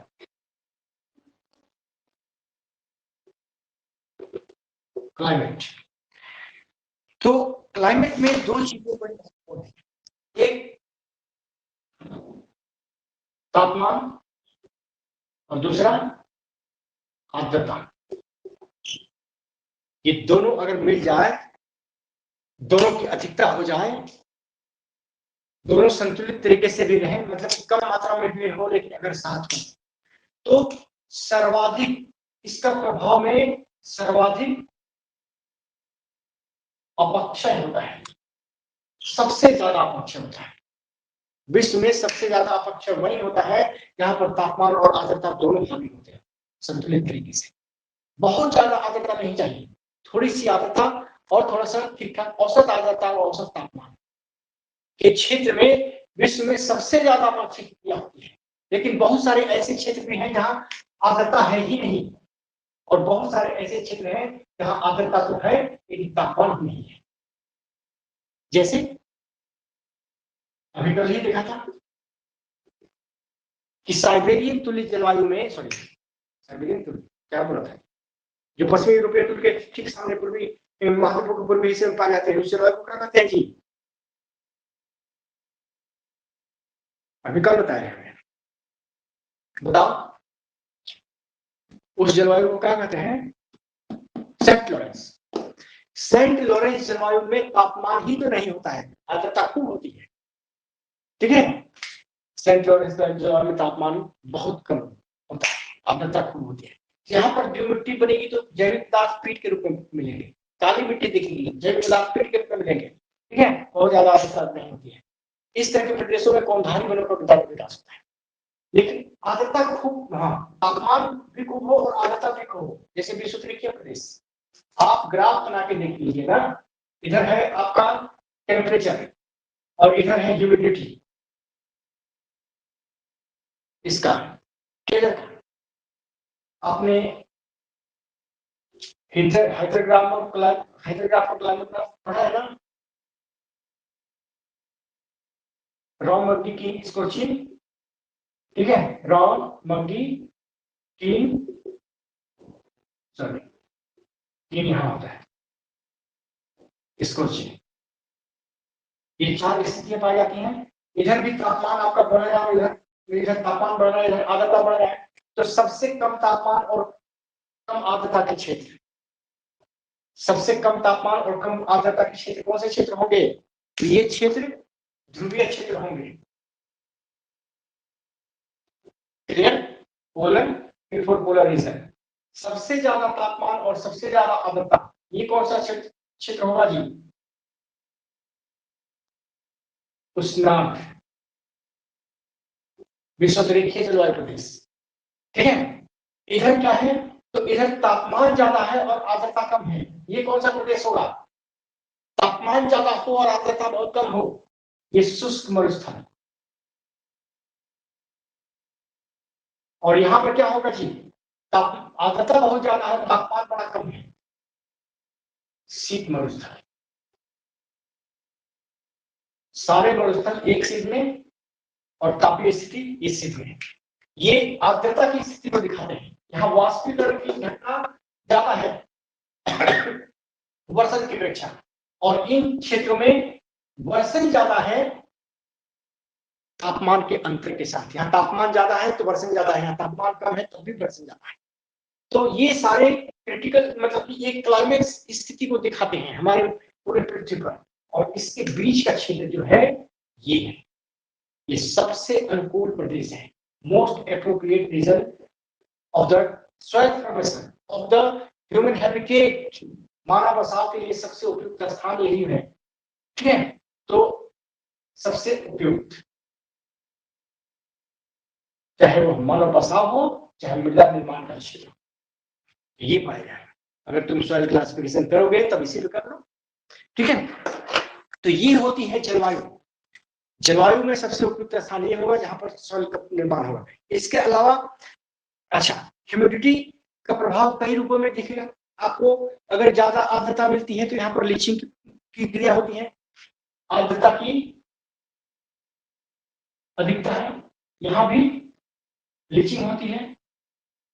लेटेराइजेशन, लेटेराइजेशन, और यहां पर लीचिंग होती है तो क्या कहलाता है? ऑर्जोलाइजेशन। देखिए यहां भी लीचिंग हो गई और यहां भी लीचिंग हो गई, दोनों जगह लीचिंग हो रहा है। एक जगह लेटेराइजेशन, एक जगह ऑर्जोलाइजेशन। अब देखिए शीत मरुस्थलीय क्षेत्र, शुष्क मरुस्थलीय क्षेत्र। तो इसमें शुष्क मरुस्थलीय में नीचे से मतलब कि कैपिलरी एक्शन, कैपिलरी एक्शन होता है, और इस एक्शन के प्रभाव में क्या बनता है? लवणीकरण की घटना होती है, सल्फेशन, ठीक है, की घटना होती है। शीत मरुस्थल में आ जाइए तो यहाँ भी आर्द्रता की कमी है ऊपरी क्षेत्र में, तो यहाँ भी नीचे से ऊपर की ओर क्रिया होगी, ठीक है। यहाँ भी कैपिलरी एक्शन होगा, ठीक है। ये चीज यहाँ भी होती है। इसके अलावा और भी कई प्रक्रियाएं हैं जो इन सब में होती है। तो ये होता है तापमान और आर्द्रता का प्रभाव। हमने इसको बिल्कुल अलग तरीके से बताने की कोशिश की है, लेकिन रिजल्ट आपको वही होगा। अब इसके चलते देखिए क्या क्या होता है। ग्रेनाइट चट्टानें, अब मान लीजिए यही पूरा कंडीशन है, पूरे पृथ्वी पर मृदा निर्माण की यही दशा है। अब इन दशाओं में खाली जलवायु बदल दीजिए, एक ही चट्टान है और वो है ग्रेनाइट, ठीक है। चट्टान है ग्रेनाइट, मृदा क्या बनेगा? तो मौसमी जलवायु में ग्रेनाइट है तो 3 तरह की कंडीशन है। एक है मौसमी जलवायु, दूसरा है हमारा स्टेपी जलवायु, ठीक है, और तीसरा है हमारा टैगा जलवायु।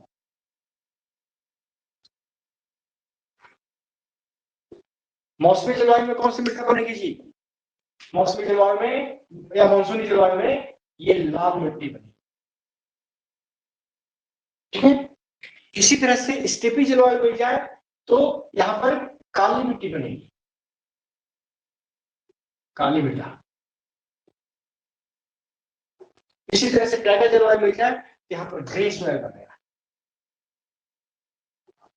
ये होता है क्लाइमेट का इफेक्ट। तो ग्रेनाइट चिकने की उपस्थिति में तापमान की अधिकता के कारण जो क्रिया होगी ये तापमान के प्रभाव में, तापीय प्रभाव में ये घटनाएं होंगी। लेकिन उसी तरह से तापीय प्रभाव में वाटर लॉक्ड एरिया अगर हो, ठीक है, वाटर लॉक्ड एरिया अगर हो तो इस कंडीशन में पेडाल्फर सोइल बनती है।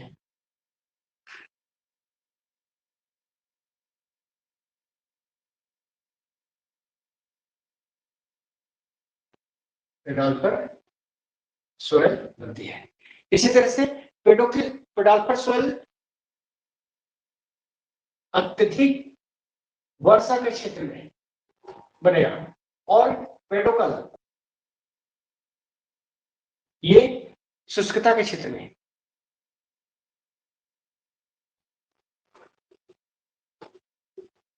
बनेगा, ठीक है। तो ये घटनाएं होती हैं।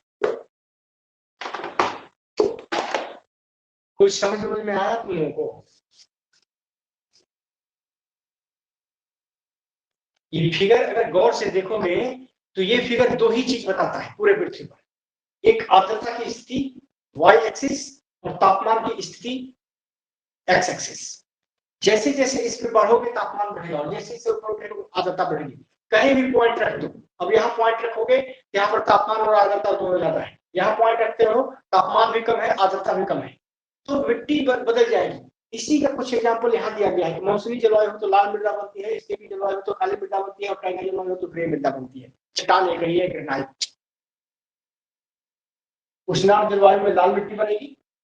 स्टेपी जलवायु की विशेषता क्या है? शीत और आर्द्र। इस यहाँ पर रहेगा तो ये काली मृदा बनेगी। और टैगा जलवायु अति शीत इस क्षेत्र में रहेगा तो यहाँ पर ग्रे सॉइल होगा, ठीक है।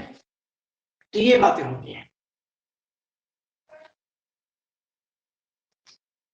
यहाँ पर स्टेपी जलवायु में तापमान वर्षा अगर 25 से 50 सेंटीमीटर ले लें तो ये कंडीशन, यहां पर ये बनता है काली मिट्टी, ब्लैक सॉइल, क्लियर। लेकिन तापमान को और घटा दें, ठीक है, और तापमान को और घटा दें तो यही स्थिति में और वर्षा की मात्रा को घटा दें, नहीं आर्द्रता को बढ़ा दें तो ग्रे सॉइल। तापमान को और घटा दें और आर्द्रता की मात्रा को बढ़ा दें तो ग्रे सॉइल।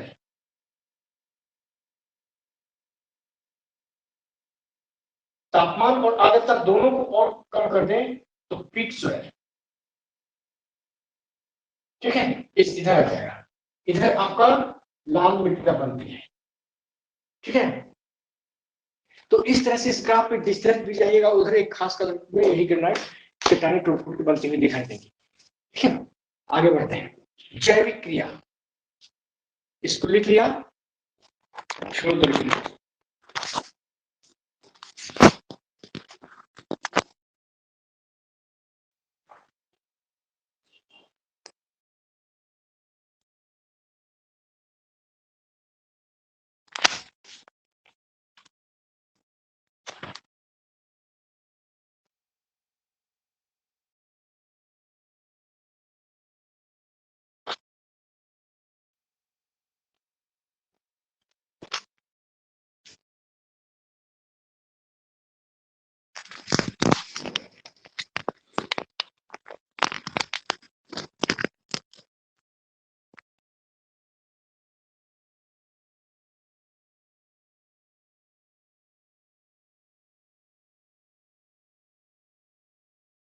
ठीक है।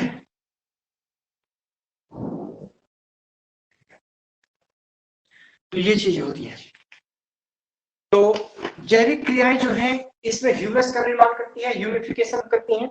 इसी तरह से लेकिन तब जब वहां वनस्पति आवरण हो और विभिन्न प्रकार के जीव जंतु रह रहे हो तो ये जैविक पदार्थ का निर्माण करते हैं, नमी छोड़ते हैं, नाइट्रोजन का काम करते हैं, नाइट्रोजन जोड़ने का काम करते हैं। जैसे ल्यूमिनस प्लांट में राइजोबियम नाइट्रोजन जोड़ने का काम करता है। ठीक है। इसी तरह से ये जब जीव जंतु मरते हैं, सड़ते हैं, गलते हैं तो इन जंतुओं के सड़ने गलने से मिट्टी में ह्यूमस का निर्माण होता है, जैविक पदार्थ की मात्रा बढ़ती है, जैविक पदार्थ की मात्रा इसके उपजाऊपन को बढ़ाती है। ये सारी घटनाएं होती हैं। यही मिट्टी में रहने वाले जीव जंतु जैसे केचुआ है, केचुआ अगर मिट्टी को खाता है तो मिट्टी निकालता ही नहीं है। ऐसी मिट्टी जो केचुआ द्वारा निकाली गई होती है बहुत ज्यादा उपजाऊ होती है, उसमें मिनरल्स की मात्रा बढ़ जाती है। दूसरी बात की मिट्टी का मिट्टी और ज्यादा मुलायम हो जाती है, मिट्टी के गुण ही बदल जाते हैं। इसी तरह से दीमक मिट्टी को ही खाता है और मिट्टी की उर्वरता को बढ़ाता है, मिट्टी को और मुलायम करता है, मिट्टी को और छोटे पार्टिकल्स में तोड़ देता है। ठीक है। तो ऐसे बहुत सारे, इसके अलावा मिट्टी में हजारों लाखों जैविक जीव पाए जाते हैं जो मिट्टी के गुण को बढ़ाते हैं। ठीक है। तो ये मिट्टी के विकास के लिए बहुत जरूरी है। तो जैविक पदार्थों की अनेक तरह से क्रियाएं होती हैं और ये मिट्टी के गुणों में वृद्धि करते हैं, इसके अच्छे गुणों को बढ़ाते हैं, इसकी उर्वरता को बढ़ाते हैं। अब जैसे तुम चूहा को देख लो, सारा मिट्टी के नीचे का मिट्टी ऊपर, ठीक है, मिट्टी में बड़ा बड़ा बिल बना देगा, अंदर तक हवा पानी घुसने की जगह बना देगा, लेकिन उसके चलते बड़ा लॉस भी होता है। सियार को देखो, मिट्टी खोद के उसी में मान बना कर रहेगा। तो इन सब क्रियाओं के चलते मिट्टी का ऑटोमेटिक होता रहता है, मिट्टी की उर्वरता ऐसे ही बढ़ जाती है। ठीक है। तो ये बातें होती हैं। अब तुम तो ये जैविक क्रियाएं जो है, इसी तरह से वनस्पतियों की जड़ें जितनी गहराई तक जाएंगी उतनी गहराई तक चट्टानों को तोड़ने का काम करेंगी, उतनी गहराई तक चट्टानों को तोड़ने का काम करती है, जिससे मृदा का विकास होता है। वनस्पतियों की पत्तियां जब मिट्टी में गिरती हैं, सड़ती गलती हैं, तो ह्यूमस का निर्माण होता है। तुम किसी बड़े पेड़ को काटो और वहां पर खेती करो, देखना 10 साल तक तुमको उर्वरक की जरूरत नहीं पड़ेगी, क्योंकि उस बड़े पेड़ की पत्तियों के गिरकर सड़ने से इतना ज्यादा ह्यूमस निर्माण हो गया है मिट्टी में कि मिट्टी की उर्वरता बहुत ज्यादा बढ़ चुकी होती है। ठीक है। तो तुमको लगातार कई साल तक उर्वरता की प्राप्ति होती रहती है। क्यों? इसलिए कि पेड़ जब से था तब से लेकर आज तक वहां पर उसकी पत्तियों के सड़ने गलने के चलते ह्यूमस का निर्माण हुआ। उस ह्यूमस पर अनेक जीव विकसित होते हैं, इसलिए उस मिट्टी की उर्वरता काफी गहराई तक बन जाती है। ठीक है। तो इस तरह से इन मिट्टियों का विकास होता है। अब हम आते हैं समय। तो समय एक ऐसा कारक है मृदा निर्माण का जो जैसे जैसे बढ़ता है वैसे वैसे मृदा की प्रौढ़ता बढ़ाता है। कौन? तो समय मृदा प्रौढ़ता को बढ़ाता है।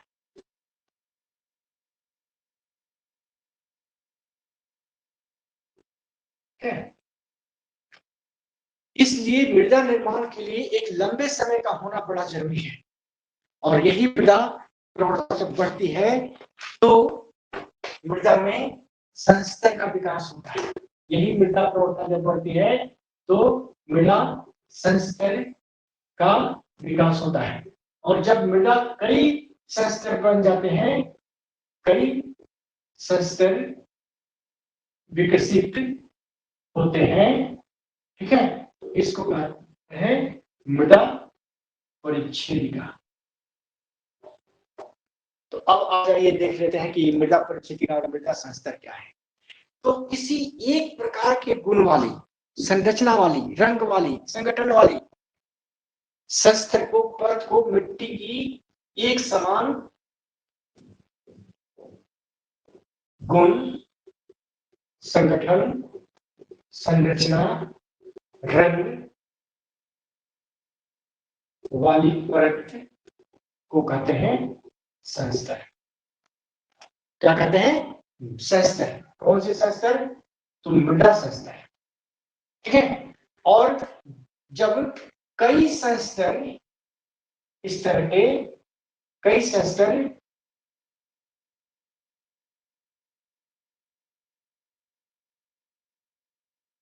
काफी गहराई तक विकसित हो तो कहा जाता है मृदा परिचर्या। ठीक है, अब जैसे देखिए तो ये है ए संस्तर,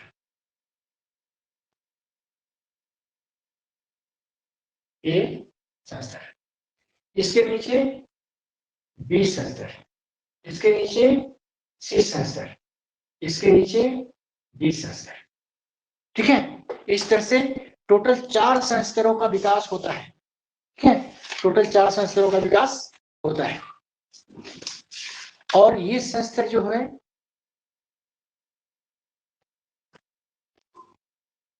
ए, बी, सी और डी, इसमें डी संस्तर जो होती है इसे कहते हैं पैरेंट रॉक, एक चट्टान।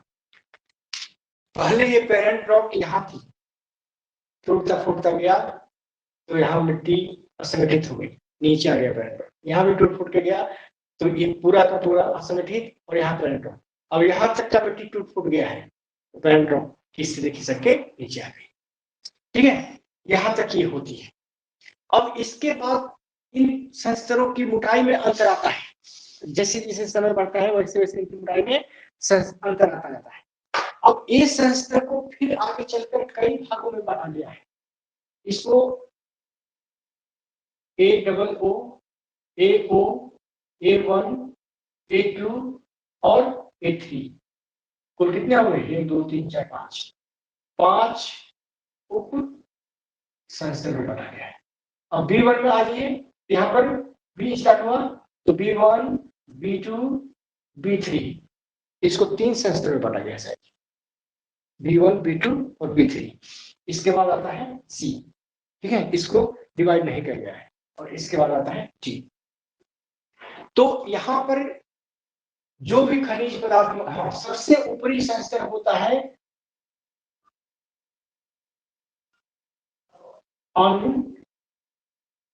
अपघटित जैविक पदार्थ, AOO में। ठीक है, AO में अपघटित जैविक पदार्थ होते हैं।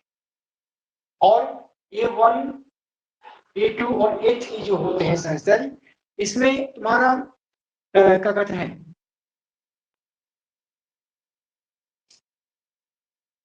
खनिज पदार्थ होते हैं। A1 और A2 में मिनरल्स मौजूद होते हैं। लेकिन A3 संस्तर जो होता है, A3, ये बड़ा छोटा हो गया, दिखाई नहीं पड़ेगा। ठीक है, A3 जो होता है ये संक्रमित होता है। क्यों? क्योंकि इस पे B का प्रभाव पड़ा हुआ रहता है, तो B के कुछ गुण इसमें होते हैं, इसलिए ये संक्रमित होता है। इसी तरह से A3 अगर संक्रमित है तो B1 भी संक्रमित है। ये A3 और B1 दोनों के दोनों संक्रमित लेयर का निर्माण करते हैं, जिसमें A का भी गुण पाया जाएगा और B का भी गुण पाया जाएगा। अब B का असली गुण जो है वो B2 में पाया जाता है, और ये पूरी तरह से B निक्षेपित मेखला होती है। ठीक है, एलुविएटेड जोन। इसमें ऊपर से जो खनिज पदार्थ आते हैं इस B2 में जमा हो जाते हैं। ऊपर से जो भी खनिज पदार्थ आते हैं इस B2 में जमा हो जाते हैं, इसलिए B2 को हम विनिक्षेपित मेखला कहते हैं।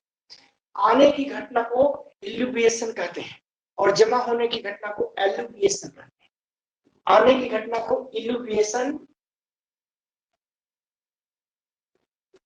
यानी अपवहन, और जमा होने की घटना को एलुविएशन यानी विनिक्षेपण। इसीलिए बी संस्तर को हम विनिक्षेपण मेखला कहते हैं। और यहाँ से क्वेश्चन ऐसे ही पूछता है कि विनिक्षेपण मेखला किस संस्तर को कहते हैं, जैविक संस्तर किसको कहा गया है। तो वहां अगर ABCD दिया रहे तो जैविक संस्तर A को कहते हैं, विनिक्षेपण मेखला B को कहते हैं। ठीक है, सी जो है ये क्या कहते हैं कि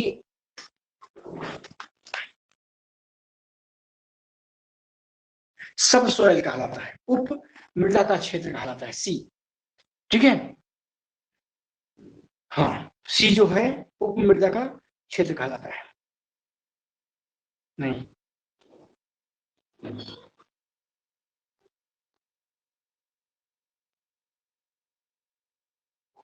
उप मृदा का क्षेत्र बी कहलाता है।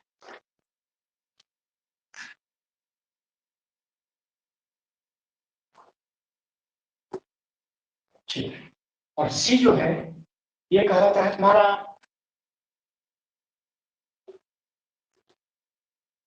अपक्षयित पदार्थों का क्षेत्र। ठीक है, और डी जो है पैरामीटर को कहलाता है। इस पूरे मेक सेंसर को, इसको हम कहते हैं सॉइल प्रोफाइल। इसे हम सोलम भी कहते हैं। ठीक है, इसे हम सोलम भी के नाम से भी जानते हैं। तो इस तरह से सॉइल प्रोफाइल होती है। तो हमने आज मृदा निर्माण की क्रिया, मृदा निर्माण को प्रभावित करने वाले कारक और सॉइल प्रोफाइल एंड होरिजन ये देखा है। ठीक है, ये पहले जरूरी है। तो मृदा विकास और मृदा निर्माण विकास ये सारी चीज हो गए हैं। कल हमको केवल इसका क्लासिफिकेशन और रीजन देखना है। हाँ, निर्माण और विकास हो गया, क्लासिफिकेशन देखना है और उसके रीजन देखना है कि कौन सी मृदा किस क्षेत्र में पाई जाती है। ठीक है, ये हम कल देखेंगे। आज का चैप्टर यही खत्म होता है।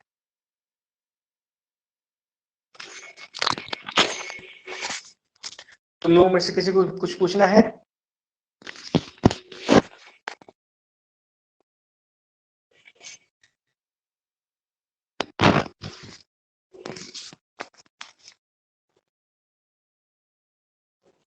आवाज नहीं आ रही है जी।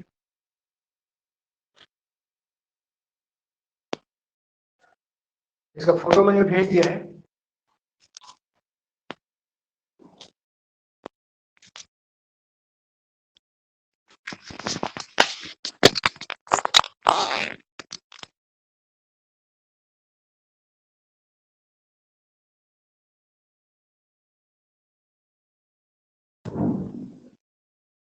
चलो, किसी को और कुछ पूछना है इसमें?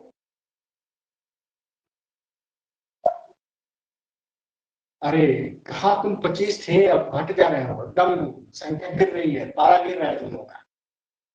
चलो जाओ, खाओ पियो, कल मिलते हैं।